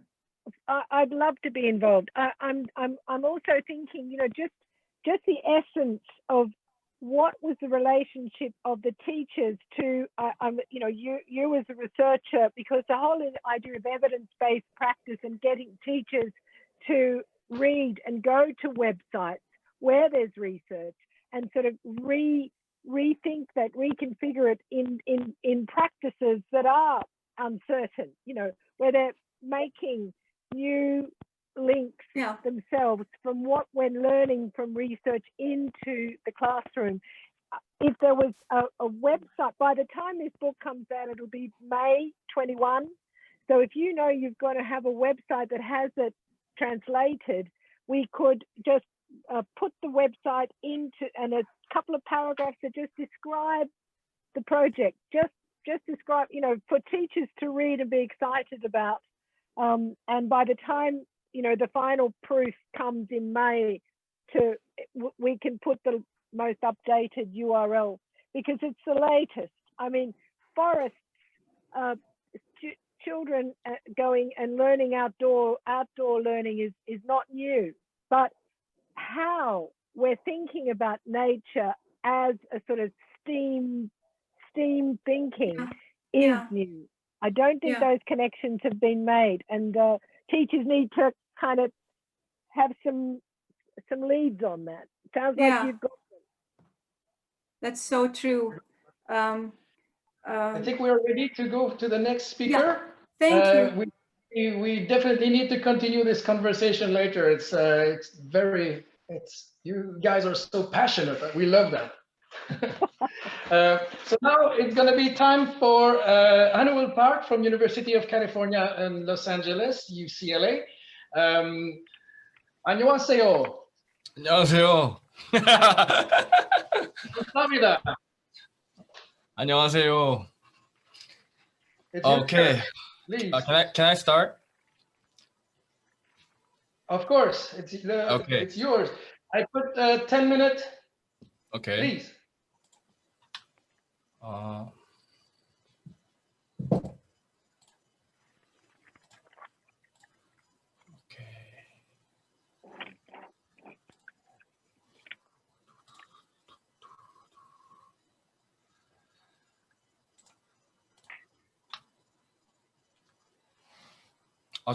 하정 화면에 이거 나오고 있어? 봐봐. 잘 나오고 있어. 저것만 나오고 있어?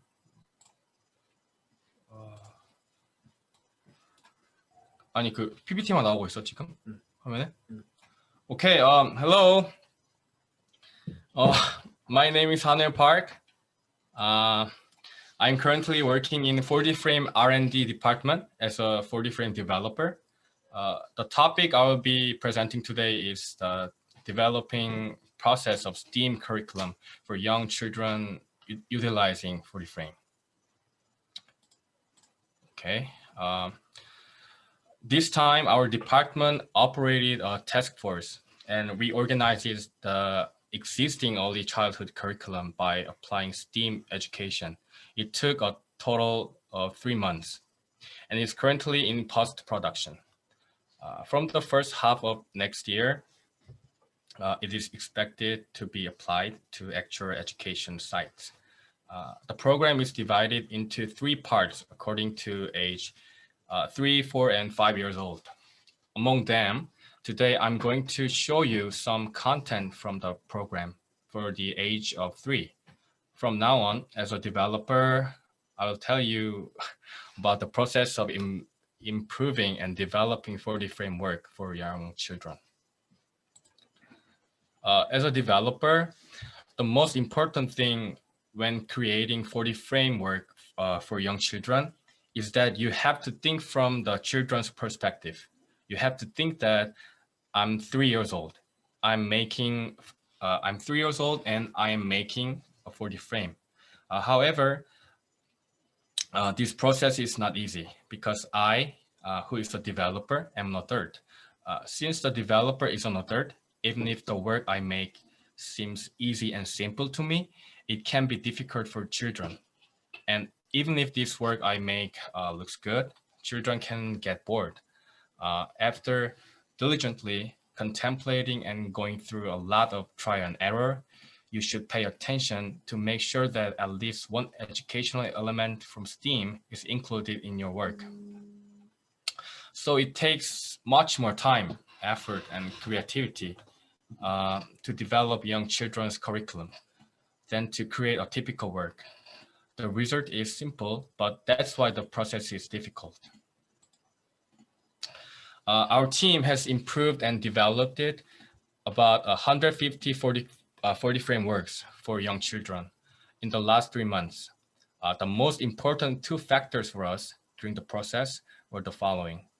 One was not to utilize scissors, and the other was to minimize the amount of material. If a child uses scissors to create a work, there is a risk of injury to the child. So when developing the curriculum, we made it using only a combination of existing tube lengths. Also, if the work is too large and complex, it requires a lot of material and it takes longer to create a work. So considering the children's concentration ability and physical strength, we use the minimum amount of materials. First, in the process of improvement, we set up 2 missions. Mission 1, improve the completeness of existing 4D frameworks. Mission 2, adjust the level of difficulty of existing 4D frameworks. PowerPoint 없나? Okay. Mr. Park, you're sharing your screen, but we would like to see the slides as well, because now it's still on the first slide. Oh, really? Okay. Yes. Let me...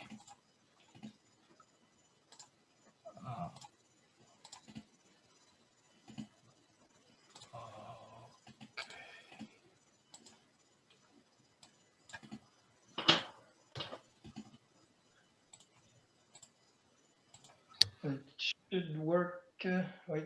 I don't know what happened, but oh no. No, it's okay. You can continue as I tried. Oh, now we see it. It's working perfectly. Thank you very much. Continue. Okay. So sorry, I didn't know that. Okay, I'll continue.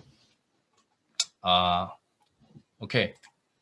So we improved the fish. The fish shape was more emphasized and the body part was improved to create a three-dimensional effect. Okay. Crab. Overall, the size of the crab has been reduced. We have improved from the existing monster crab to a cute baby crab to match the emotions of children. Okay. Butterfly. The existing butterfly was replaced with a three-dimensional butterfly, and a long tube was connected to the butterfly so that children can hold and play with their hands. Helicopter. The helicopter on the left looks very complicated. So as you guess, it was one of the difficult works for children to make. So we've just focused on the helicopter's propellers and trunk to simply highlight its features. If you look at the existing pen, you can see that it is more complicated than necessary. Like there's a star shape. So we made the simplest pen.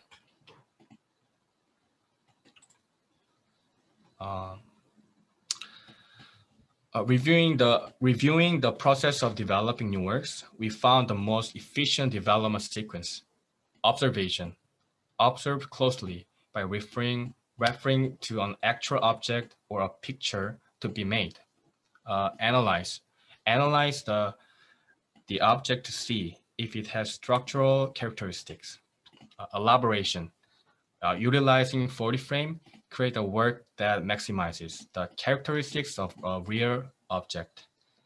Simplification. Reduce the amount of material, leaving only the essential parts of the work. As I mentioned earlier, developing a new work requires a lot of time, effort, and creativity.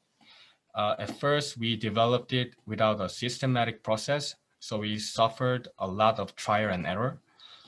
But after applying the process, we received a lot of help in developing the curriculum.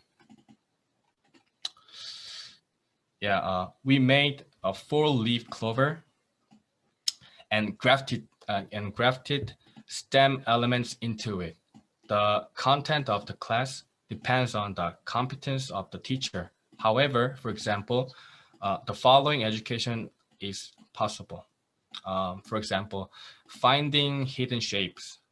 You guys see there are triangles on the leaves, or basic calculation using for leaves of clover, and natural science education. Of course, the same principle can be applied to the yellow submarine. When children make traffic lights, it naturally reminds them of the traffic lights they see in their daily lives. In other words, making real objects into 40 frame can arouse interest in the object. Children who made traffic lights, for example, are more likely to be curious about the regularity or principles of traffic signals, and may even be interested in what traffic signs mean and how cars move. Furthermore, in the case of dog in the pond, various educational methods can come out, depending on the method of use, because there is a storytelling in a dog in a pond. It's key and lock. If you look at the photo, you can see that the key can be inserted into the lock hole by turning it. It would like to show you that children can indirectly understand how things work from the hands-on activity. So we improved the completeness of the work and lowered the difficulty of it. And we've applied convergence education to our new 40 frameworks. From program level, from program level 2 for 4 years old, children can experience moving 40 frameworks. I'll show you.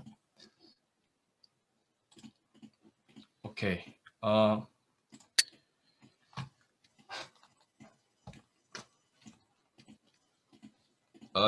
This is crocodile and moving crocodile, right?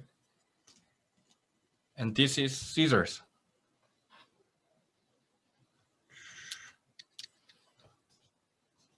And this is mixing trucks.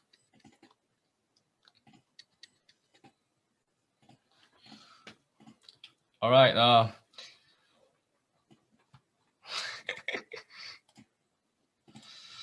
Okay. Please look forward to our new STEAM program for young children. It will be officially released in the first half of next year. Thank you.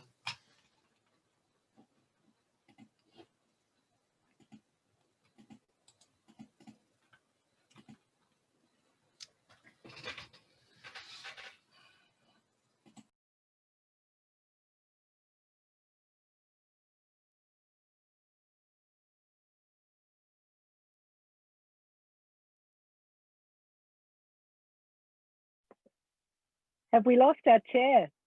Oh, sorry, you hear me now? Okay, Yes. sorry. Thank you very much. Kamsahamnida, Haneul Park.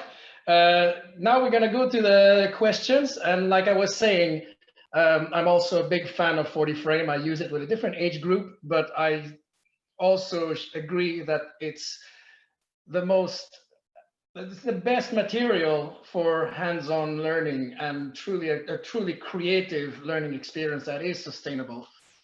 Thank you very much again. Please, questions to Haneul Park.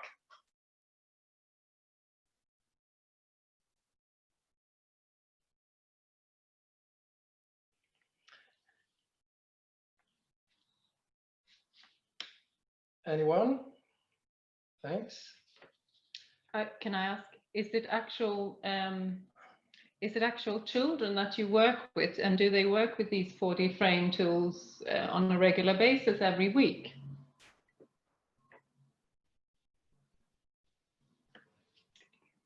Oh, you're mute. Unmute here. Mr. Park, can you unmute your microphone, please? Yes. Thank you. Yes. You can.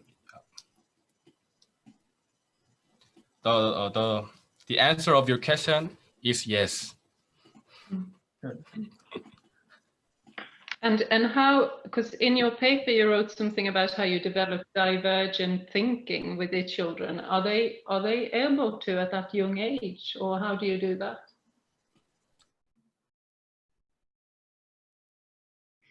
Microphone, please, again.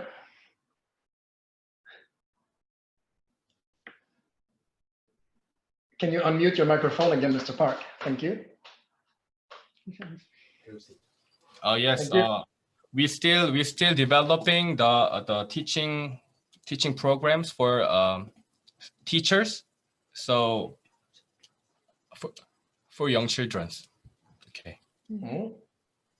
One thing I really liked about your presentation also is that as part of the challenge, you encourage the pupils or the students to keep the tubes to their normal length. So without using scissors, it adds up to the challenge, and actually it is a mathematical, a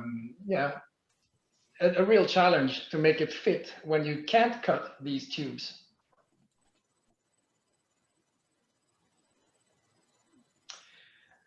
Thank you very much again, Kamsahamnida. We're going to go to the next speakers. So we're going all the way to Australia. Melisa Silk and Anete Maurer. What time it is now in Australia? 10 to 9 at night. Oh, so I will say good morning from Sweden. And from here, Australia. And I think we're going to see some similarities now. It's interesting that we are bridging from the case study with 40 frame, and now we're going to talk about binary bugs. Please. Hello, everyone. Thanks for having us in this incredible conference.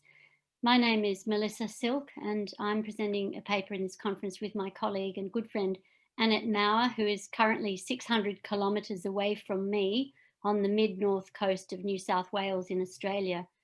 However, we both live usually in Sydney, and we've been working together for over 5 years now to create and demonstrate activities that show the relationship between art and mathematics and expose people to the wonderful connections between those things, usually that they weren't aware of before. So we deliver unique workshops through our little group called STEAM Pop, and I also work in education and design research at the University of Technology, Sydney. Now, Anete is going to introduce the project that our paper is based on. Hello, everybody. So today we're here to talk about binary bugs, a project that we have delivered in many different educational settings, both internationally and in Australia. Binary bugs is a STEAM project developed as a method of exploring, can you see me? Yeah? Okay.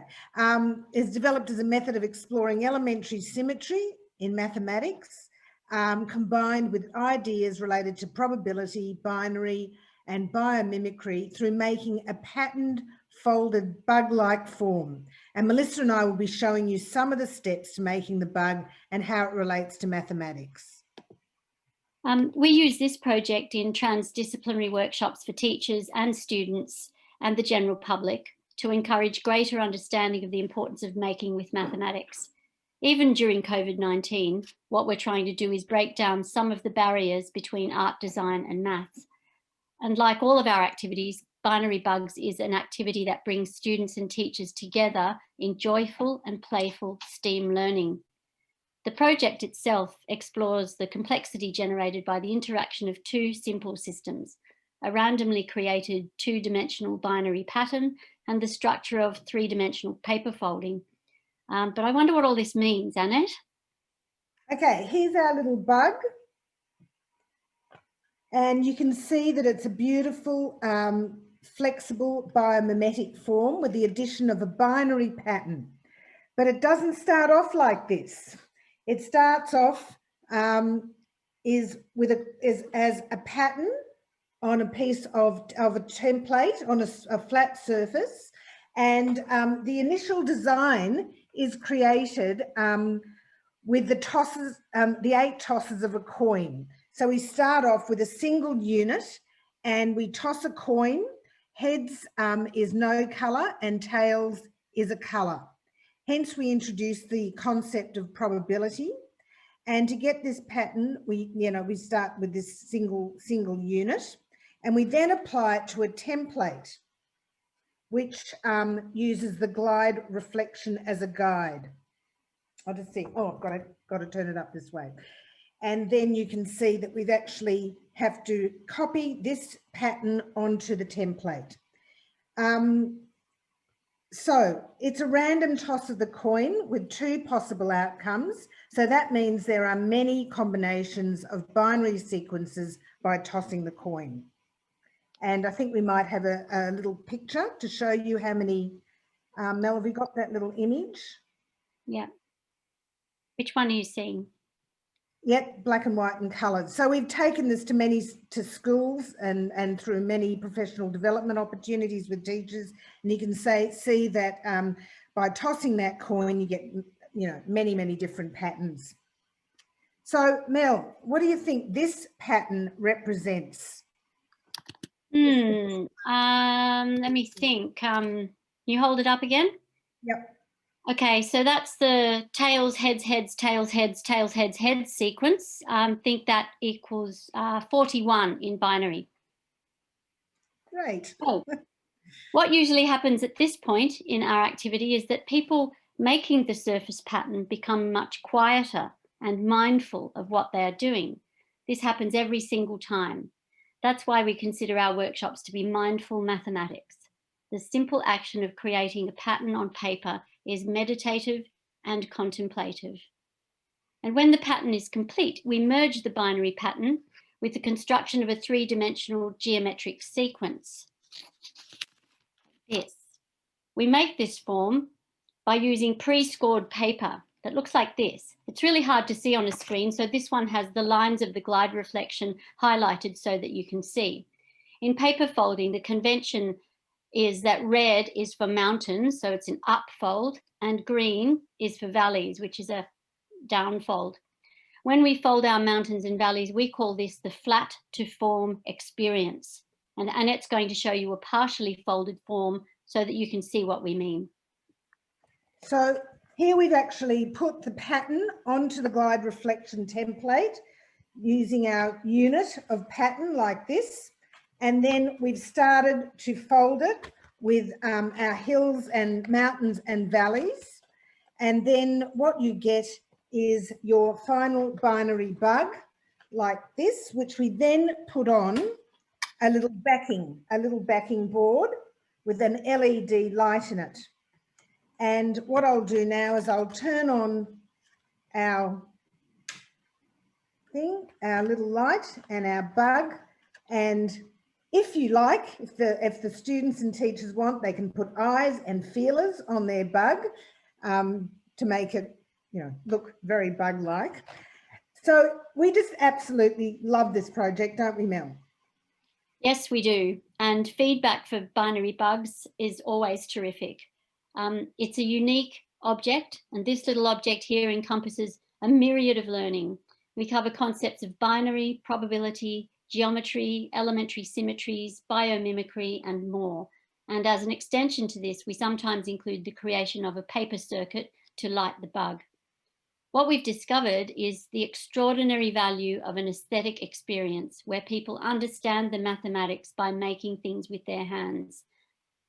This project has driven the vehicle of challenge through concrete to abstract thinking for many people. It's just wonderful. It's a wonderful learning experience.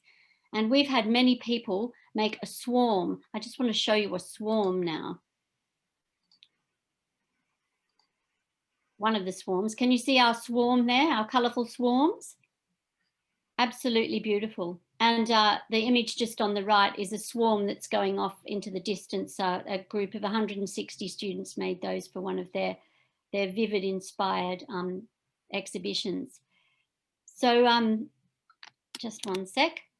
What I might do now is Anete is going to share our, actually no, I'll put the thing in the chat, our links in the chat, but I just wanted to turn my light off too to show you that this one's actually glowing as well. It's quite hard to see, isn't it? Oh, but can you see behind me? I've got a few bugs behind me, and I've realised that they're going out in heartfelt appreciation of Joe Biden, red, white, and blue.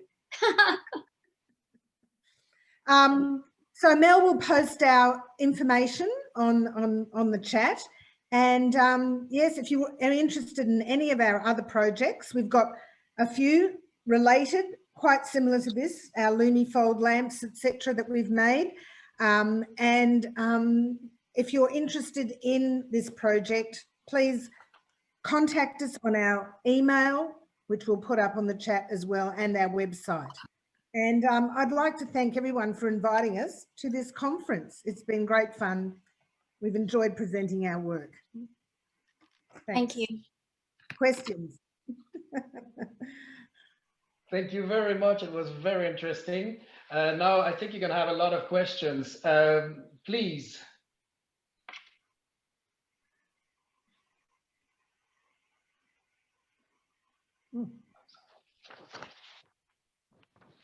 Don't forget to turn on your microphone, please.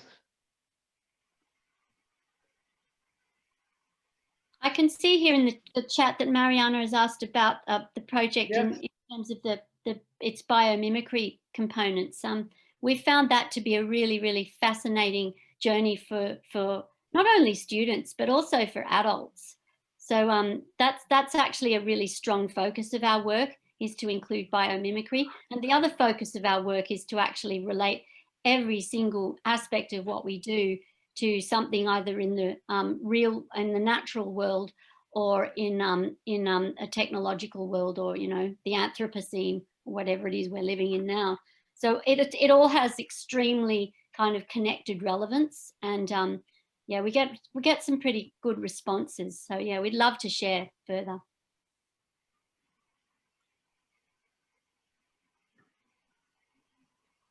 Great. Thanks for having us. Question. Thanks. Pamela, yes? Can you tell us about how you work with schools? What does that interface look like, that partnership look like, and how have you made this sustainable as opposed to going in and doing a workshop and sort of leading something there? How do you know it's sustainable, and how do you work sustainably to change practice in schools? That's a great question, and it's one that we are challenged with fairly consistently, Pam, because I've included this project in some of my research, and through that we worked with some schools. We've also presented it at various external agencies that relate with schools, at museums and galleries and festivals and that sort of thing. But I have to say that each of the schools that we have worked with, some of them included in research and some not, by word of mouth, the word is spreading slowly. But each of the schools that we have worked with, they get in touch and they repeat the project. So we train the teachers. We have accreditation in the accreditation body here in New South Wales, which is called NESA. And so teacher accreditation, everyone has to do a certain amount of hours. So we have this little project accredited, and we sometimes run it, well, we run it across the board. It's not only for visual arts or design teachers, it's actually across the board. Lots of different disciplines do it. But most of the schools that are our repeat project or have sustainability are all coming from the maths and science department. So it's really refreshing, though it's a very small drop in the ocean.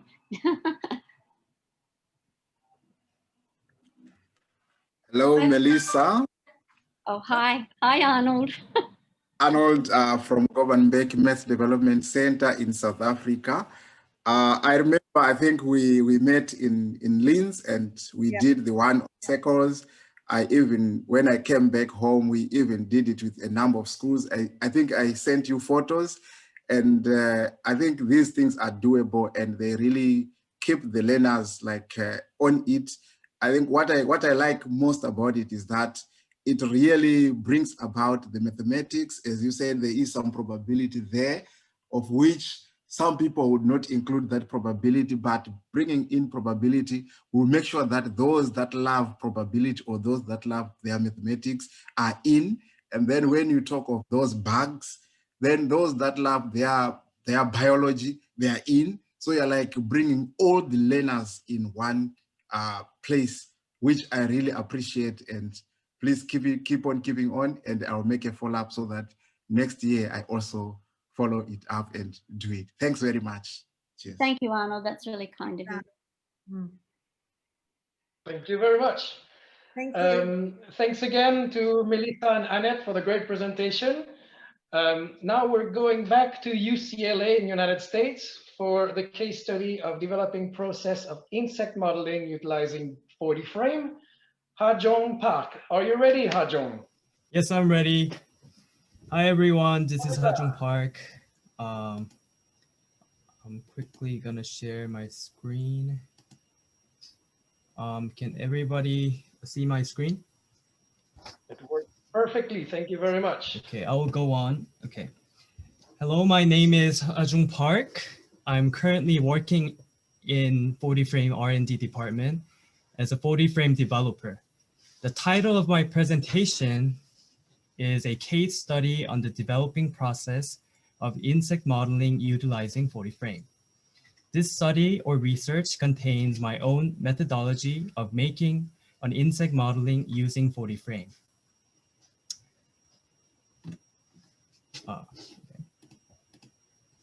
A few months ago, I got a call from a staff member who works for Korean pet insect contest, saying they need a giant stag beetle model using 4D frame.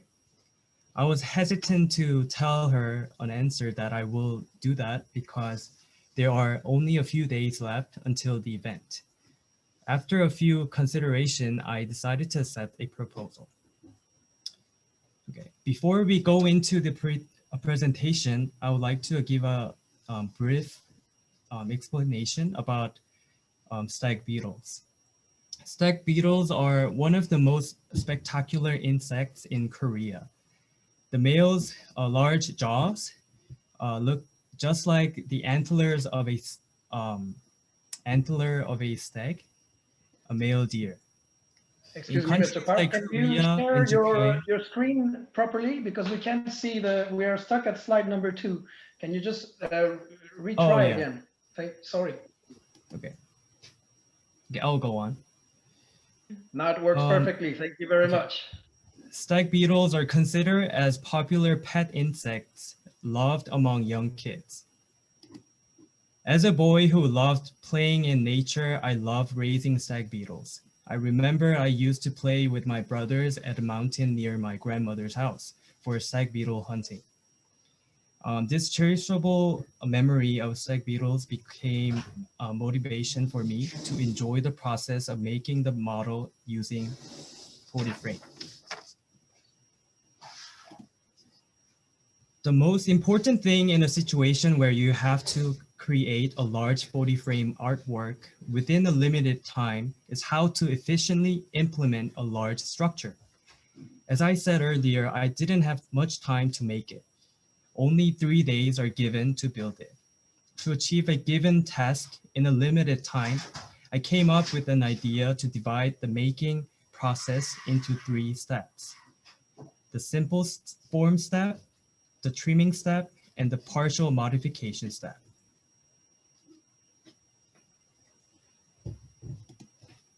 In the simple form step, I plan to make the body of the stag beetle by dividing it into 5 sections: jaw, head, chest, belly, and legs. In this step, I try to visualize representative shapes or distinctive shapes of each section. For example, when you see the jaw section of the stag beetle, you can think of it as 2 triangles facing each other on a vertex basis. Through visualizing the simplest forms or shapes of each section, you are able to know what shape each part should be made. With this approach or method, I visualize the stag beetle model as a structure consisting of 2 right triangles, 2 rectangles, 1 elongated trapezoid, and 6 lines then made each section. In trimming step, I trimmed each section by attaching different lengths of 40 frame connectors and taking away unnecessary parts. Through performing this step, chunky and untidy shapes of each section became smoother and had more curved lines.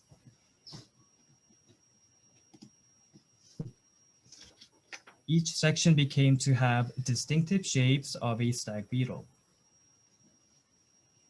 And lastly, a partial modification step, aka completion step, I made small touches on each section while they were assembled to each other.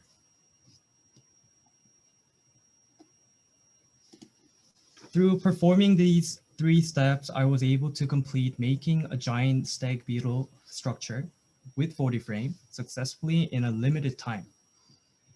The curved lines and shapes that characterize the stag beetles are well embodied. Above all, I was glad because the completed work was the stag beetle in my childhood memory.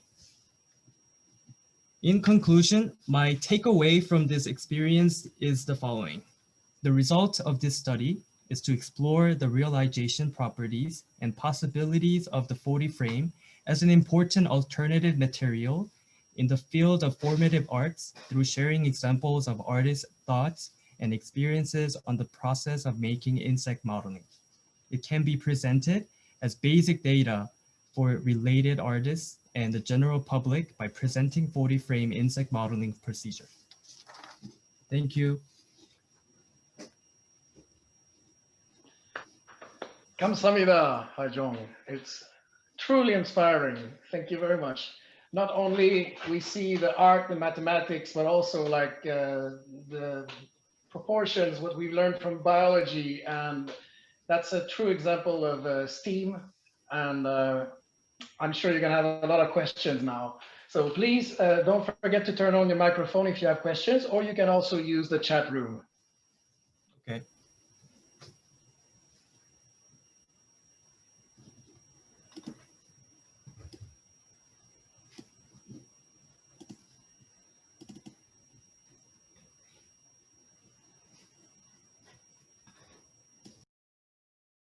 So, John, can you hear me now? Yeah. I see that you are also studying at UCLA right now, and I noticed that your task is more advanced. So, what age group is your the group you're aiming for these type of more complex structures, 40 frame structures? For this type of complex 40 frame artwork, I'm targeting age group maybe like 18 to above. Excellent, because given the level of complexity, I can imagine my students trying to do this, but they would not achieve this quality of work at the age of 13 or 16. So 18 seems to be reasonable, absolutely. I made a comment about, hey, your association with nature as a child. And so you already had an organic feel for what your product wanted to be, even though you were making a non-organic product. I think that it's so important. These last two pieces are both dealing with beetles, but we're not, you know, we're stepping aside from nature, and we're sort of putting our hands onto what beetles are, or bugs are. This is just a question of this idea of stepping out of silos of learning.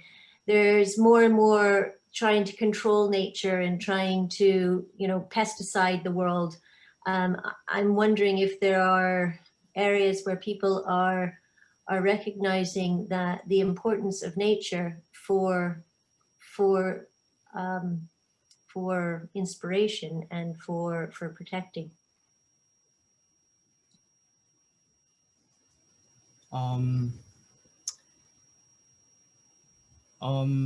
Sorry if I misunderstood your question, but I'll try my best to answer your question.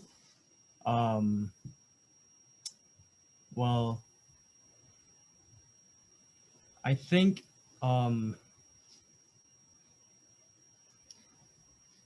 well, my experience in nature definitely made me think made me think more about saving environment as during my process of making this stag beetle structure, and also I think the materials that I use to make this structure is plastic. And as you know, plastics are notorious factors for environment, harming environment. So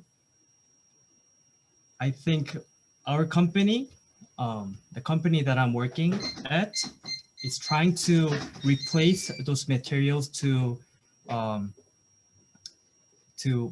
eco-friendly materials like based with soy and corn starch. So I think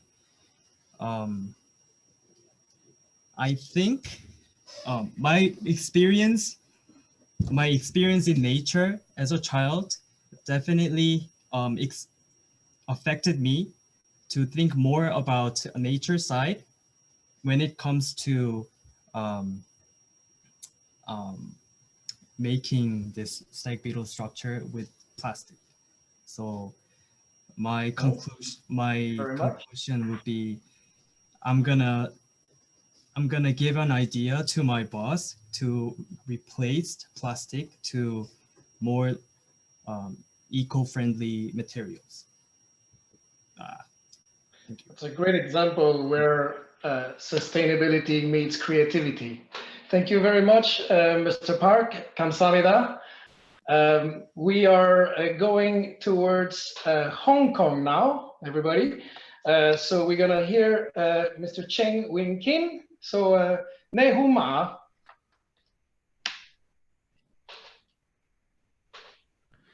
Hello everyone, this is Cheng Win Kim from Hong Kong. Today I would like to share my experience to work with primary school teacher during the pandemic period. We develop, we plan for a lesson, we use some hands-on stuff, we use magnetic plate to learn the length of a cube. This is, I think this may be a new way in learning length of a cube. In Hong Kong,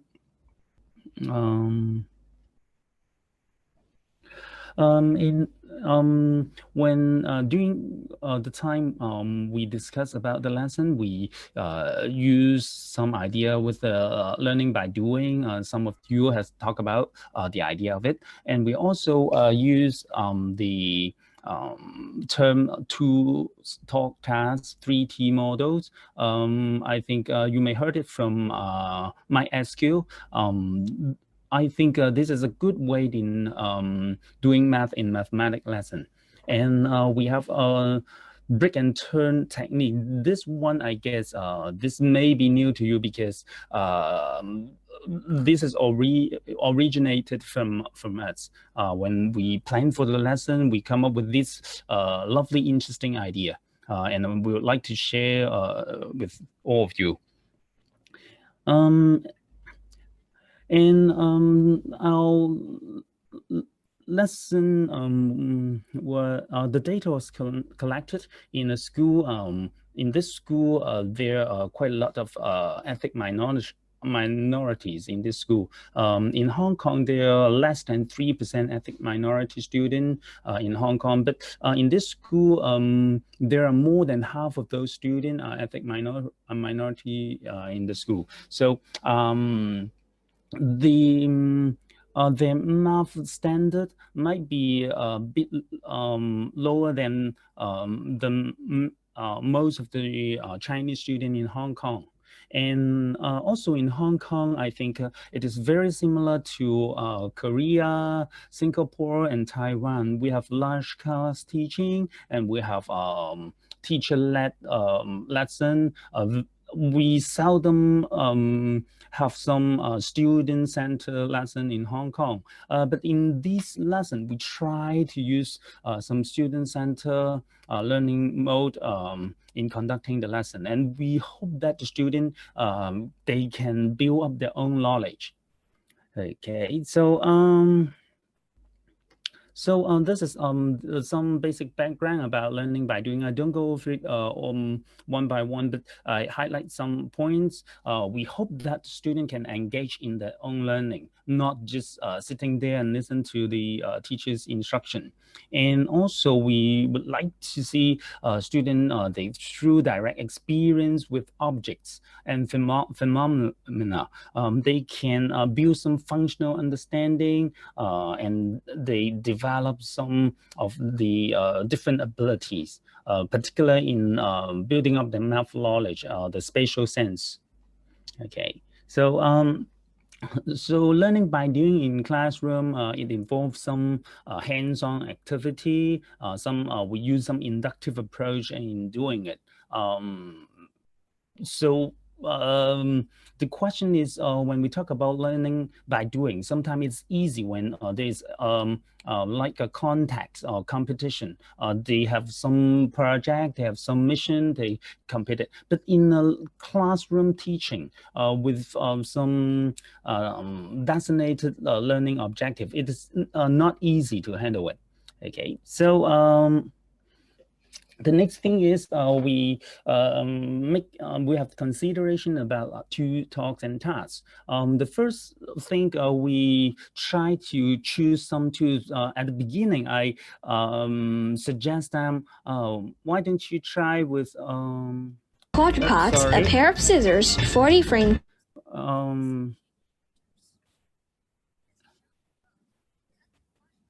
Wait for a moment. No problem. Frame tube and make a square using the little quadruped we cut just now. At the beginning, I prepared some video like that. I use 40 frame and make some square, and then we have some C-shaped connector to Two C-shaped connectors. You'll see this is a basic net of a cube. You can also try out other ones and see if it works.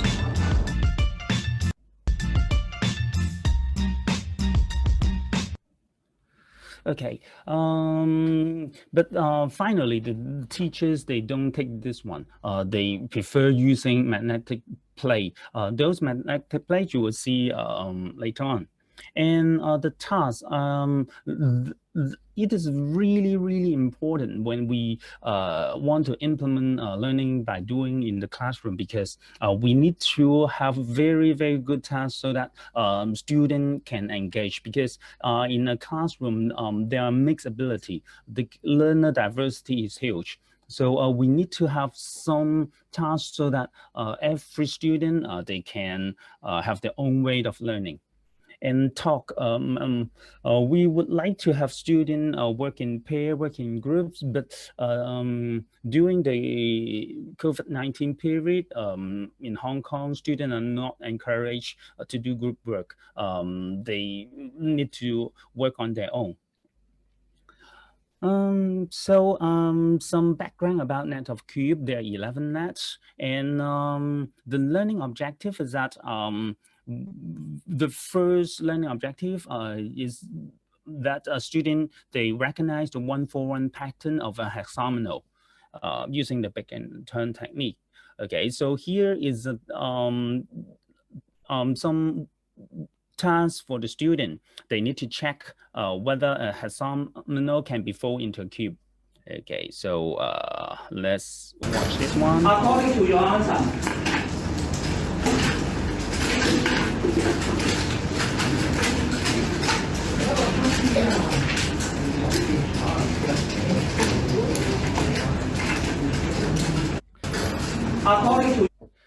Okay, you can see that the student use the magnetic plate to verify whether an hexagonal is can be folded into a cube. And now this one, it is the break and turn rule. It might be new to you. Hello everyone, from Nets of a Cube. I used the magnetic pieces, and you'll see I'm making a cube right now. Let's now move on, and I'll show you the break and turn technique. Look at the two edges I'm pointing, and I'll break them into two pieces. Then, hold the point and rotate it by a right angle. I'll show you a more advanced one. Take a look. First, break it, hold the point, and turn. I can also prove it to you that this break and turn technique can form a cube. I'll try doing so.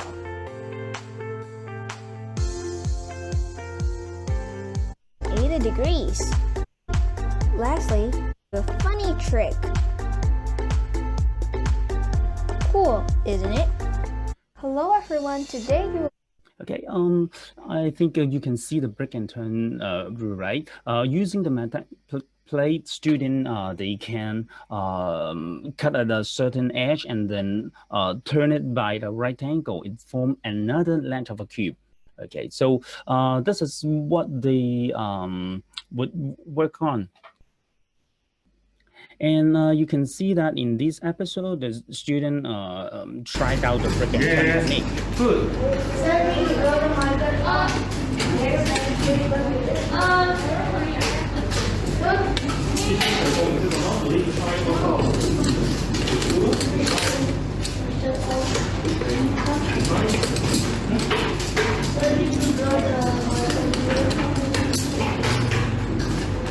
Yeah, good. Okay. Yeah, this one performs good enough.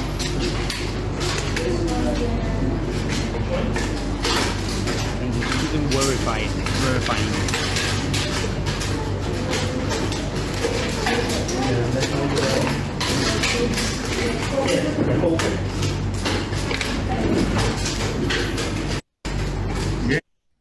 Okay.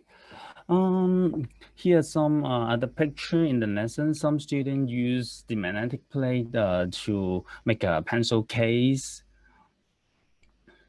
Now let me talk about the task. For the first task, the student use the magnetic plate. They need to check whether a 1-for-1 pattern of hexagonal can be folded into the cube.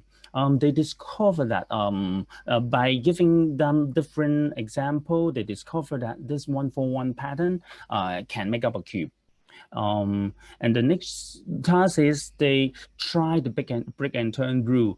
This is new to them. It is not easy at the beginning, but after working a while, they manage to handle this break and turn rule. And then the last task is that they have different hexagonal.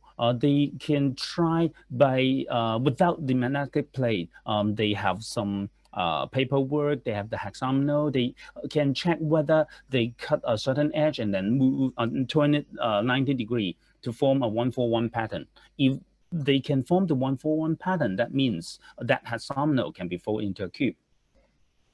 Okay, so this is the design of the lesson. And the classroom arrangement is that the student have 6 magnetic plates to explore, and you cannot do group work. They have to explore on their own. And during the lesson, I find out that the teacher, they have some very, very good practice. And I think when we give students some hands-on activity, we teachers should pay attention to it. First of all, the teacher gave a clear explanation and instruction and demonstration about what the student is expected to do. And the teacher allows students to explain the result. Before moving to the next task, teacher confirmed the learning objective of a certain task together with all the students. So that they know that the 1-for-1 pattern can be folded into a cube so that they can move to the next task. And it is very important that teacher tried out before the lesson, because sometimes we thought that it works, but when we tried out, we might find some hiccup in it. So we need to amend it before the lesson. And the teachers use some good questioning techniques. Sometimes they use explain why with voice, press for reasoning to keep student talks to help them to conceptualize what they think. Here are some student. It's a lot of fun. And I feel like it should be more often because it helps me learn a lot more easier and it's more fun while learning it. Okay, doing it.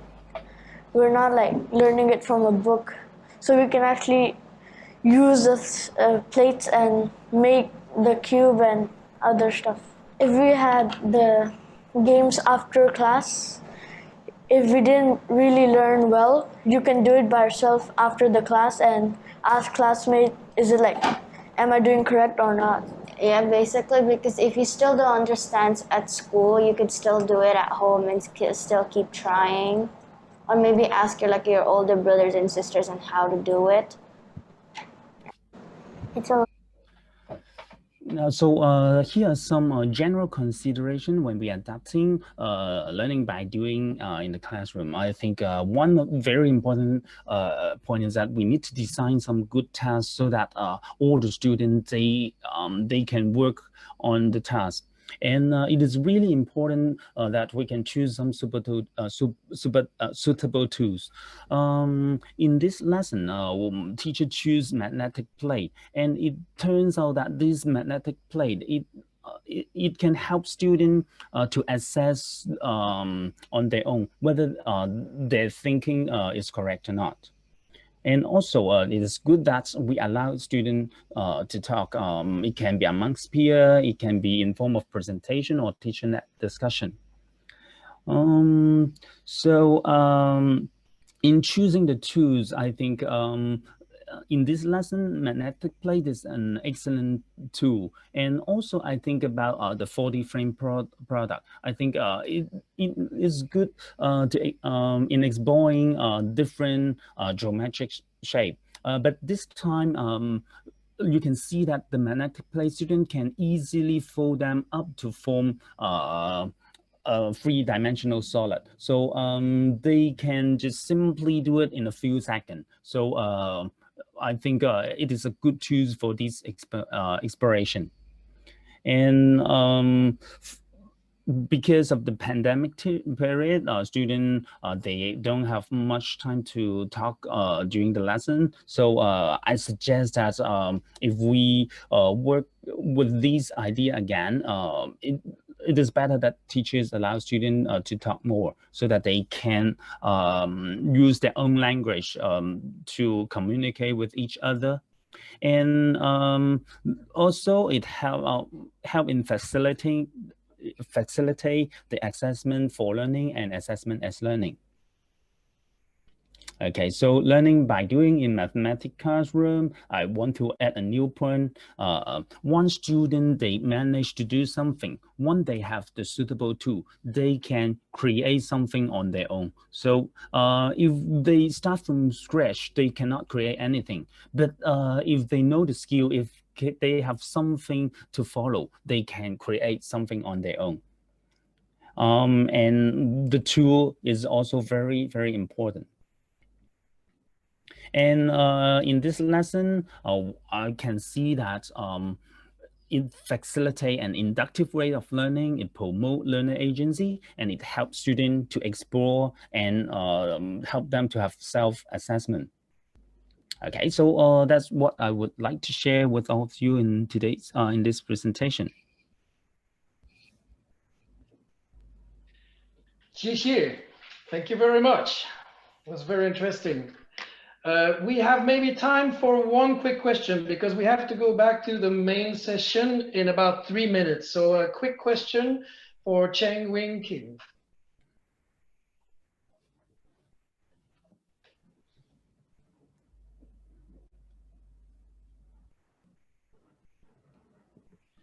Somebody's asked if he can share YouTube.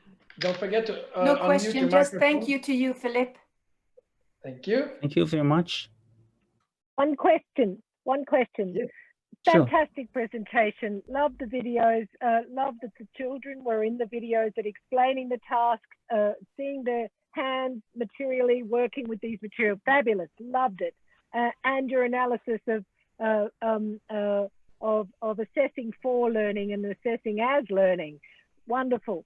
Question is, what surprised you about the children's questions, the children's tasks, their task design? Did they come up with other tasks or other ways of using these tools that surprised you?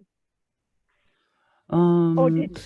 Or maybe it didn't surprise you, but what were some of the examples of the children's kind of construction of and using? What did they find and discover and co-construct together that wasn't something, that wasn't an outcome that you were looking for, was something else?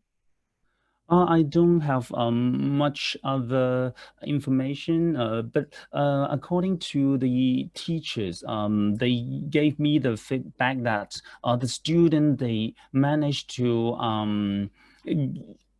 get the correct net of a cube after a few months. Okay, so I think this is an evidence that students, they can learn some abstract thinking because they work on some paper and they don't have the magnetic plate after a few months, and they can recognize that, this one, it is the net of a cube. And the result is quite thrilling, according to the teacher. Okay, thank you. Thank you very much.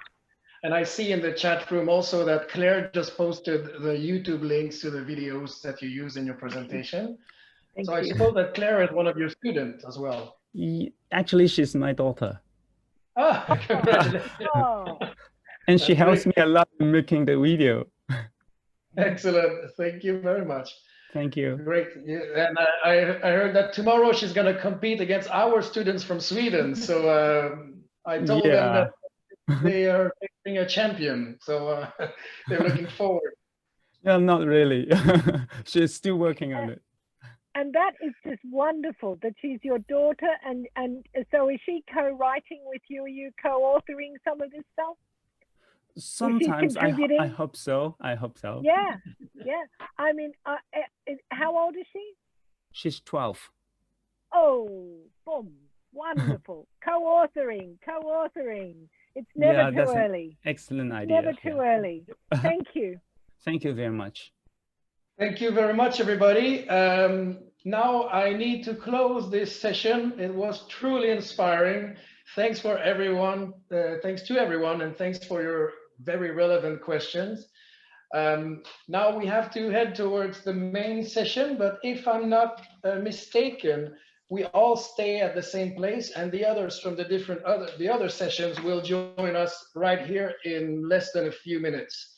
So just be patient, stay here, and hopefully after this main presentation, we can continue to discuss and ask more questions. Of course, I encourage all of you to share your emails and share your Facebook contacts. I think that networking in this branch is extremely important, and that we all have something to learn from each other. Thank you very much once again. Kamsahamnida.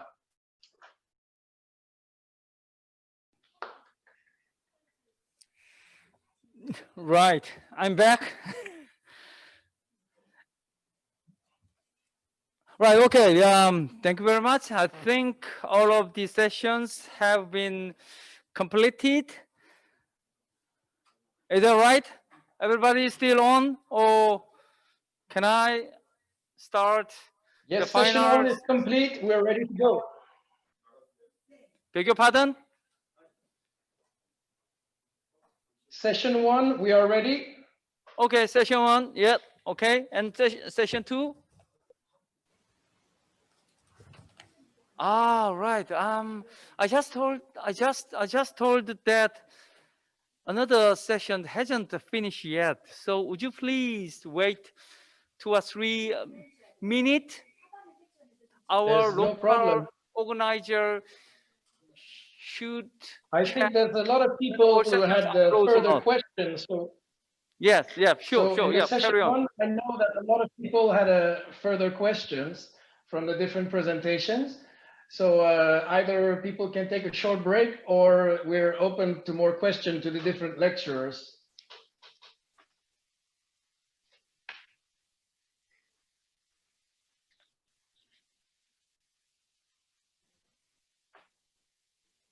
Right. What about this idea? Just can you have a brief Q&A session, Q&A time from the all of the participants? You can ask any kind of questions for the today's presentation papers or any posters.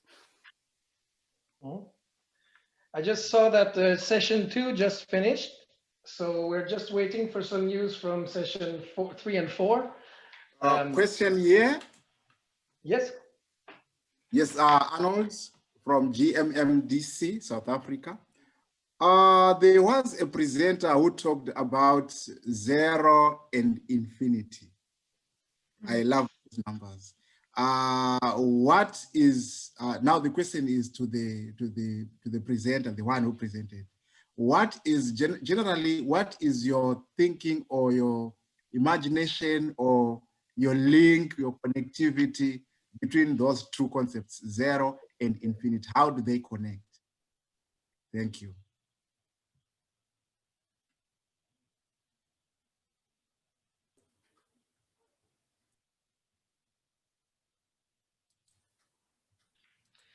I think that Atara and Liora are still connected here, but I don't know if they heard the question. Let me see here. Sorry, I'm here. I just want to drink some water. No problem. Have you heard the question from our friend? No, unfortunately, no. Can you please restate the question? I think it was directed to you, if I remember well. Infinity and zero. Yes. If I'm not mistaken. Yes, it was exactly that. Yes, please, can you restate your question? Yes, thank you very much, Phil. I was saying that I love those numbers, 0 and infinite, and I love numbers. I play quite a lot with numbers. So when you presented 0 and infinity, from your research and your thinking and everything, what is your connection between 0 and infinity? How do you view them?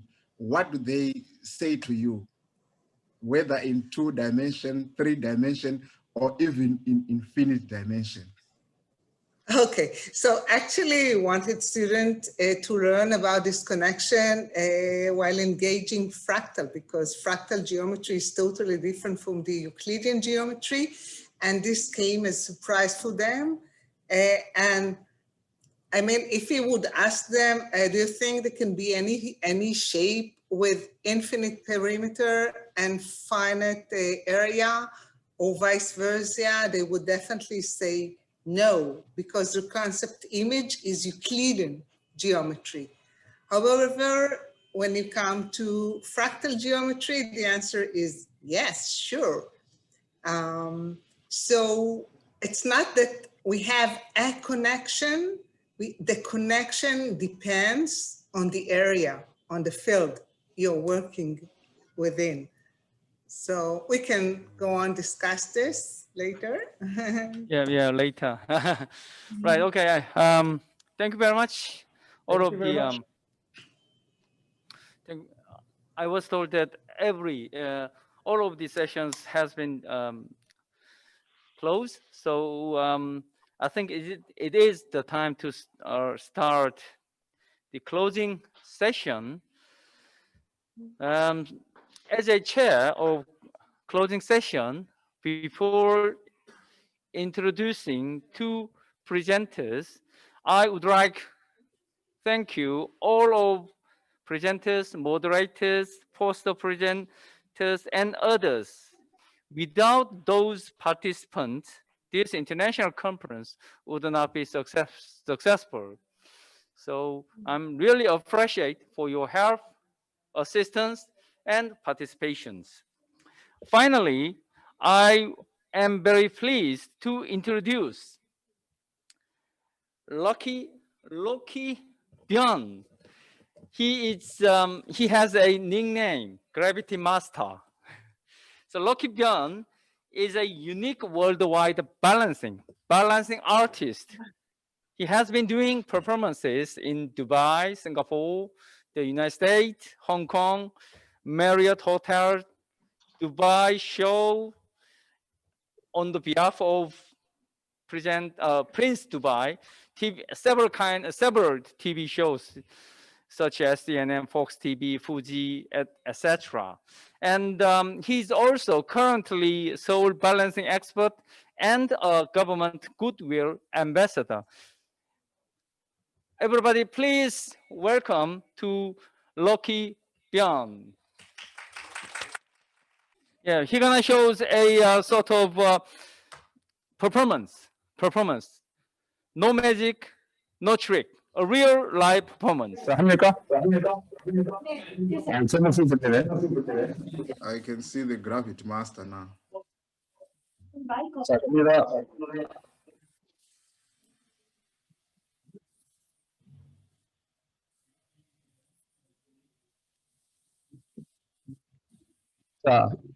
계속해요.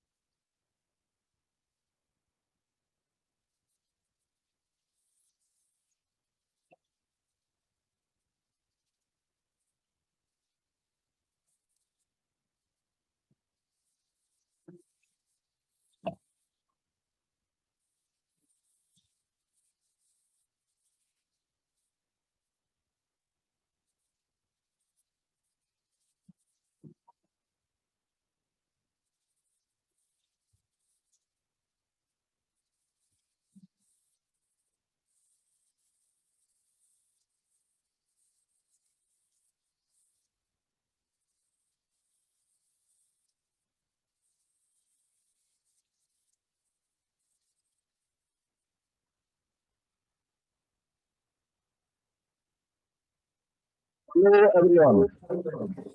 I'm post kids balance.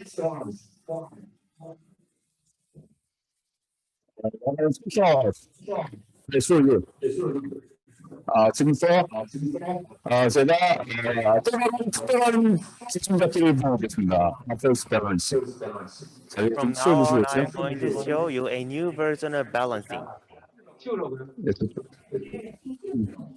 자, 요 트래프 좀 나무를 좀 세우세요. 자, 이걸 바로 보겠습니다.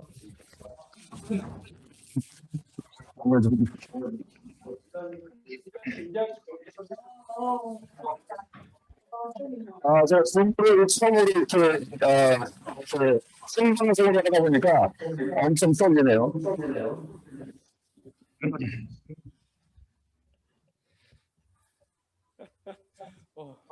My first time performing in a Zoom session, so I'm very nervous now. 나는 세상에서 남지도 않고 모자가 되지 않는 작게 중심을 잡는 중심잡기를 제가 놓게 됩니다. I am the most balanced person, not getting more or getting less. I am the balanced person. 저는 세상에서 제일 많은 실패를 합니다.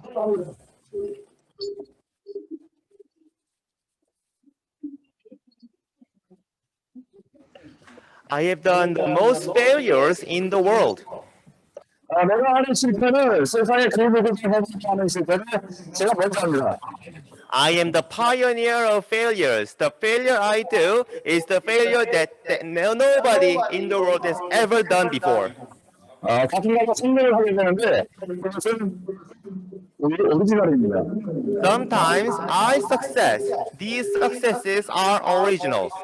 저는 계속해서 새로운 중심잡기를 발견하고 있습니다.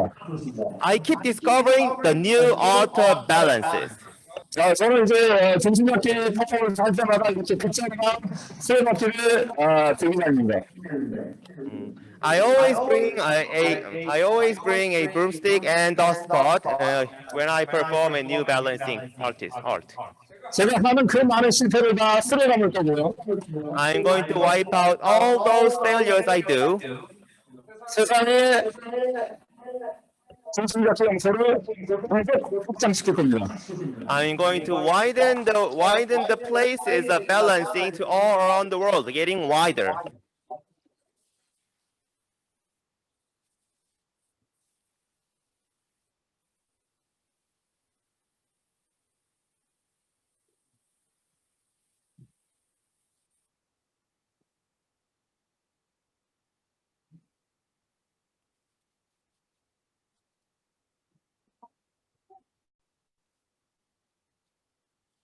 보고 계신가요? Are you watching? 반응이 지금 좋은 건가요? How's the reaction? 괜찮아요? 네. 제가 반응이 나쁘면 그냥 그만두고 내려가려고 그랬는데 괜찮아서 Hope 좀 you 더 check your 어려운 거 제가 reactions as 보여드리겠습니다. well. I'm gonna show you something, something more difficult.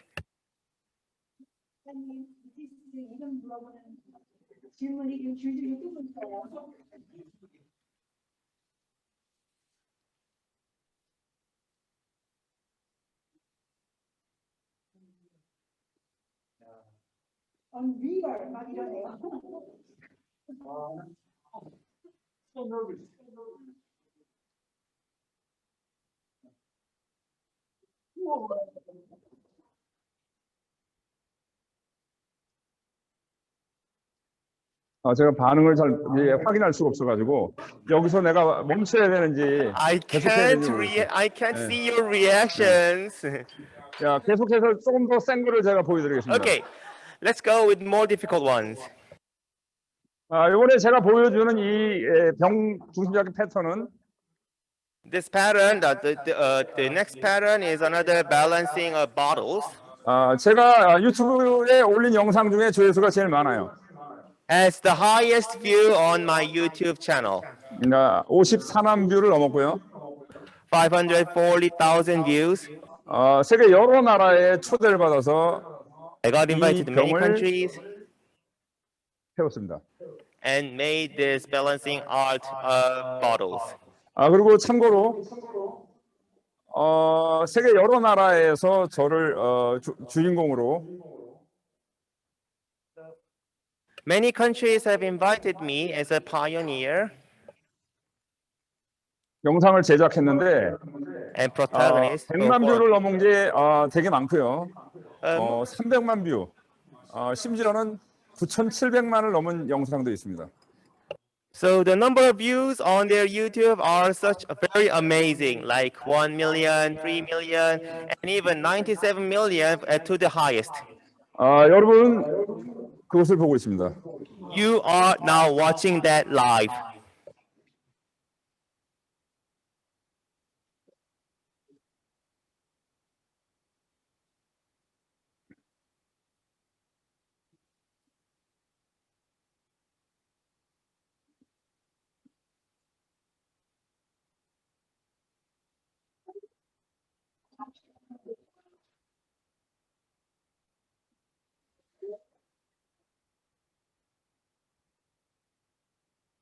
반응이 있는 건가요? So do we have reactions on the other side as well? Virtual reactions, please. 네. 여기까지? Okay, shall we stop?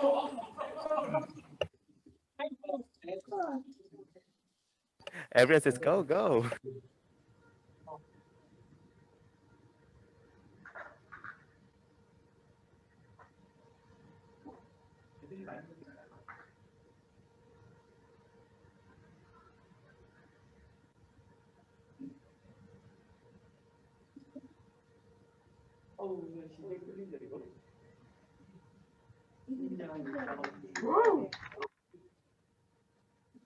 Wow.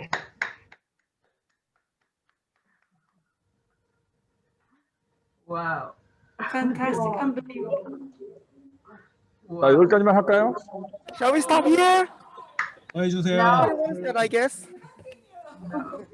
Go. More. 그만? 예. 자, 그럼 마지막으로 제가 여태까지는 병 위에 병을 올렸는데 Okay, this will be my last performance. I have topped a bottle on. I have added a bottle on top of the other. 제가 지금부터 공간을 만들 겁니다. From now on, I am going to create a space. 세상에 존재하지 않은 새로운 공간. A space that have never been existed so far in the world. 자, 여기 교수님 초대하겠습니다. 자, 위치로. Let me invite Professor Songhae back. 자, 여기 교수님도 여기 보고 있는 컨퍼런스에 참여한 모든 분들도 along with Professor Beck and all of you virtual audiences. 새로운 시간과 공간에서 In a space of new time. 원하는 것을 다 이루시기 바라겠습니다. I hope you can achieve everything you want.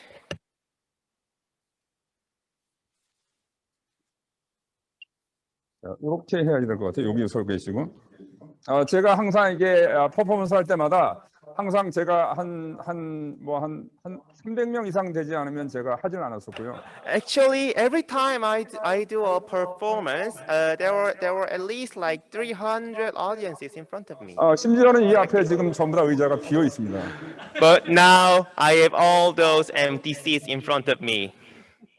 제가 이렇게 공연을 하는 것이 제가 리허설도 아니고 이게 진짜 라이브로 진행되고 있는 것 같은데 아무튼 특별한 경험을 저도 하고 있어요.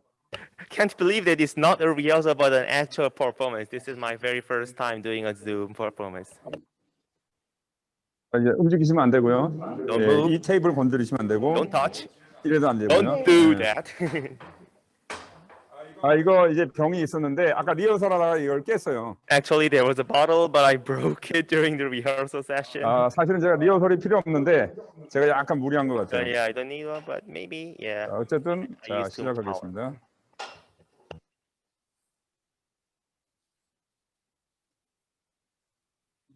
할 수 있다. I can do it.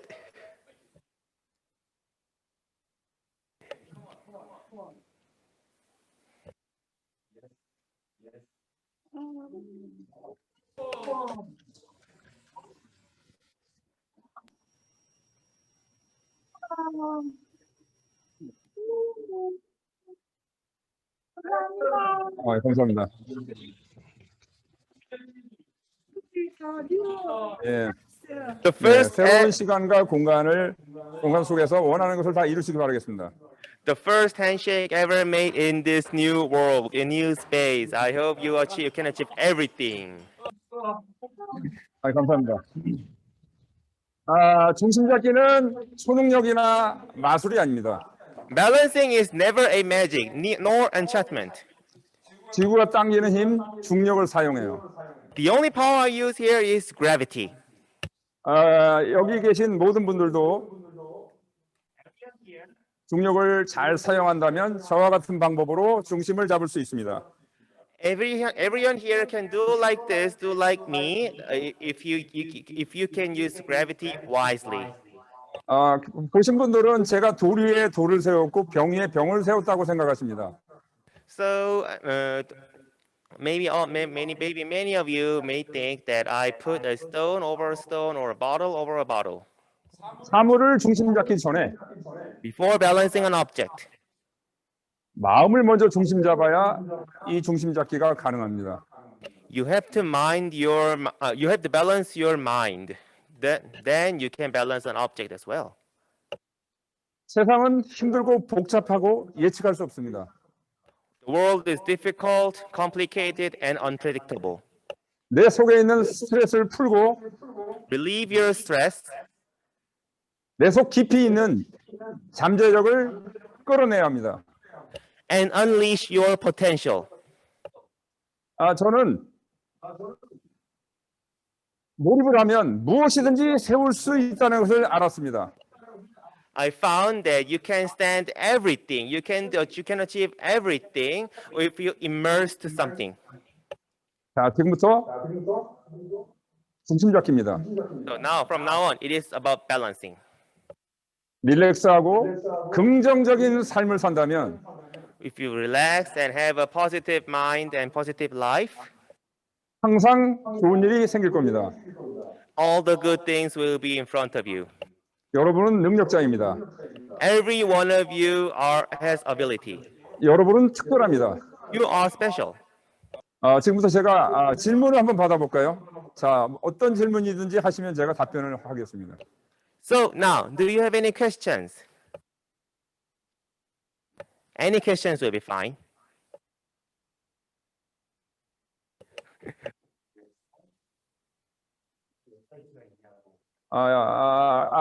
영어로 로키변, ROCKYBYUN. 뭐 유튜브, 페이스북, 인스타 전부 다 로키변으로 하면 접속이 가능합니다. 네, ROCKYBYUN.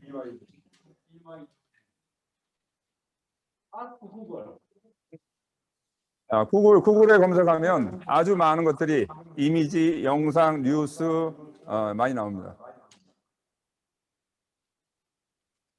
질문 없습니까? 네.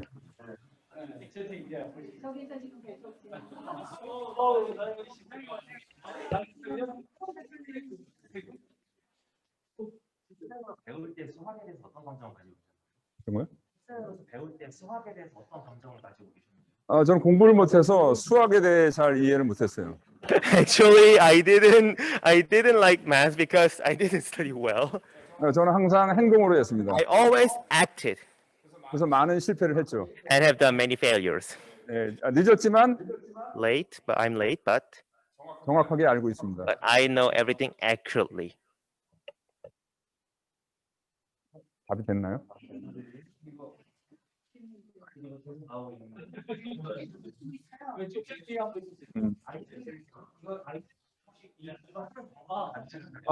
이 중심 잡기는 누구나 다 잘할 수 있습니다.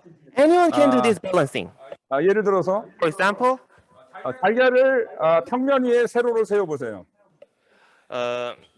in a plain floor, on a plain floor, to try to stand an egg.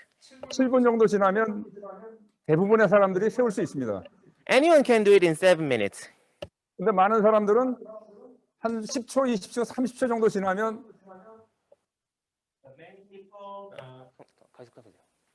10초, 20초, 30초 정도만 지나도 자기가 할 수 없다고 판단합니다. Many people think they can't do that after just trying for around 10, 20, or 30 seconds. 될 때까지 해보십시오.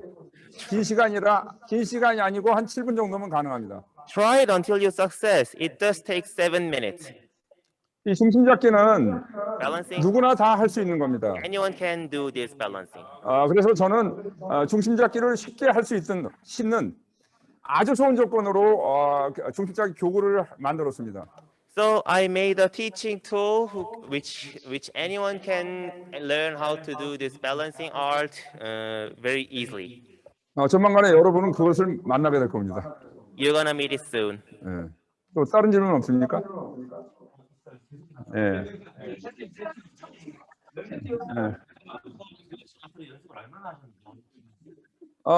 중심 잡기는 제가 누구나 다 지금도 현재 하고 있어요. 지구가 당기는 힘으로 여러분은 서 있어요. You are standing with the power of gravity. 지구가 당기는 힘을 이기지 못해서 아기들은 기어다녔어요. The kids crawled because they cannot bear the gravity power of Earth. 저는 뼈와 근력이 튼튼해져 있는 상태이기 때문에 제가 지금 두 발로 걸어 다니고 있어요. I am strong enough to bear up that gravity, so that is how I'm walking. 나이가 들고 힘들면 중력을 이기지 못해서 지팡이를 짚거나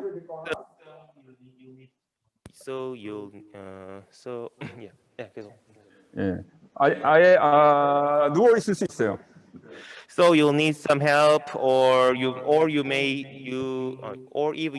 even can't even stand. 저는 사는 것의 모든 것이 중심 잡기예요. I think life is everything. Everything on life is about balancing. 아까 얘기한 달걀도 매일 세웠고요. Egg, I have tried it every day. 제가 잠을 잘 때 Even I'm sleeping. 제 주위에 돌들이 많이 있어요. There are many stones and rocks. 그래서 돌을 세우고 편안한 잠을 잘 수 있었어요. I can sleep. I can sleep only after I balance those stones.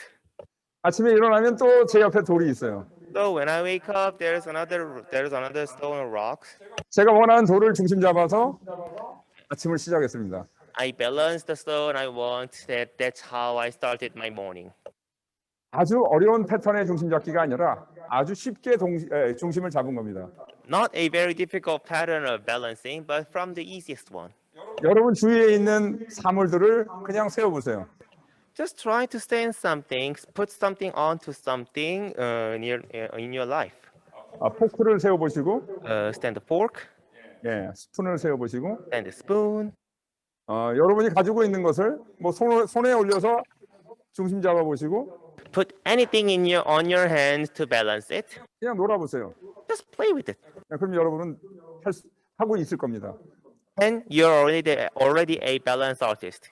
네. 또 시간은 괜찮은가요? 마지막 질문, 예, 마지막 질문 약간 심도 있는 걸로 한번 제가 받아볼까요? 네?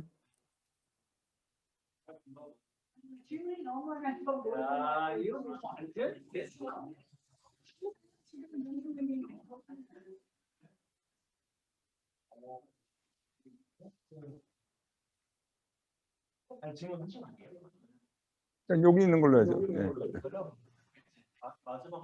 예, 마지막 하나를. 예. 그래도 하나만 정해서 이제. 이런 거를 그러니까 이제 균형 잡기에 관한 밸런싱에 관한 것들을 깨닫는 게 언제이신가요? 처음 시작한 거로 얘기할게요. 제가 우연하게 my beginning of this career. 춘천에 한국의 춘천에 등선 폭포를 갔어요. So I went to a fall nearby Chuncheon, Korea. 큰 돌이 있어서 세우고 So 그 위에 작은 돌을 올렸습니다.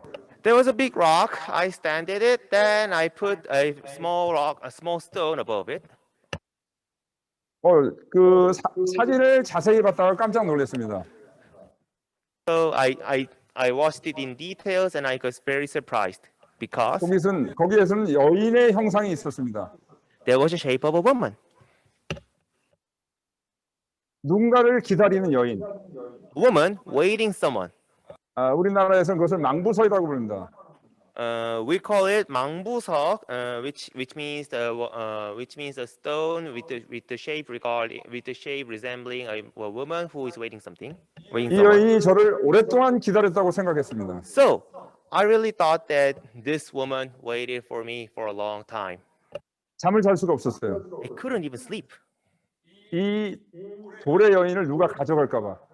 Because of the worries that someone might take this stone, the stone with the woman. 부서져서 없어질까 봐. Or might be broken. 다음 날이 새자마자 다시 그곳에 갑니다. The next morning, I went straight there to the place. 거기서 그 여인을 다시 만나요. And met her again, the stone. 그래서 돌 위에 돌을 중심 잡아 세우는 것이 좋은 취미가 될 거라고 생각했는데 이것이 직업이 되었습니다. So I thought it might become a good hobby for me, but by putting a stone on a stone, and this become my career, my profession. 여러분들도 자기가 좋아하는 일, 잘하는 일에 집중하십시오. I hope every one of you can concentrate what you like and what you can do well. 너무 잘해서 자랑할 수 있을 정도로 되었으면 좋겠습니다. I hope that thing, your focus can become something that you can be proud of. 여러분 능력자입니다. Every one of you has abilities, great abilities. 네, 감사합니다. Thank you. Thank you very much.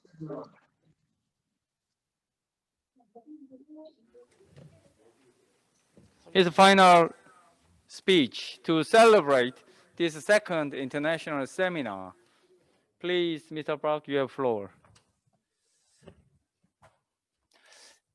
예, 참가자 여러분, 오늘 하루 종일 대단히 잘 해주셨습니다. 하루가 부족하고 느껴질 정도로 정말 알찬 대화가 많이 오고 갔습니다. Ladies and gentlemen, I believe that you have well done through all day long. It is my great pleasure that you had fruitful discussions through, I think one day is not enough. 오늘 적극적으로 발표해 주신 모든 기조 연설자와 발표자 여러분께 감사를 드립니다. Thanks to all keynote speakers and active presenters. 교육의 누노멀을 어떻게 헤쳐나갈 것인가에 대한 정말 귀중한 통찰과 경험을 공유해 주셔서 대단히 감사합니다. You have done an excellent job sharing with us your precious insight and experiences on how to challenge the new normal in education. 그리고 오늘 학술대회를 밸런싱 아트로 훌륭하게 잘 마무리 주신 밸런싱 아티스트 변남석 작가님께도 감사의 말씀을 드립니다. And thanks to our balancing artist Rocky Byun, thank you for your excellent summing up of today's discussion with the balancing art performance. 그리고 우리 국제융합과학발전학회 백성현 회장님께도 감사의 말씀을 드립니다. And to 그리고 훌륭한 대회가 있게끔 이끌어 주셨습니다. And to our chairman Song Hye-baek, thank you very much for leading us passionately through the ambitious conference program. 예, 오늘 학술대회에서 나온 여러 가지 제안 사항들이 스팀 교육에 있어 대단히 중요한 의제가 될 것이라는 확신이 듭니다. 포스트 코로나 시대의 스팀 교육 발전에 귀중한 초석이 될 것입니다. I am sure that the recommendations to be produced from this conference will be an important intervention in the area of STEAM education. It will become a vital input for the advancement of STEAM education for the post-COVID-19 era. 예, 오늘 나온 이야기들이 실현될 수 있도록 잘 추진해 나가시고 세계적으로 발전시켜 나가야 되겠습니다. We need to push these recommendations forward and confirm changing education imperatives on the international scale. 네, 오늘 찾아주시고 기회해 주신 모든 분들께 다시 한번 감사의 말씀을 드립니다. 참가자 여러분 모두의 무궁한 발전을 기원합니다. 감사합니다. Once again, let me express my sincere thanks to all of you for coming and contributing to the discussions. I wish the future prosperity of all the participants. Thank you very much. Thank you.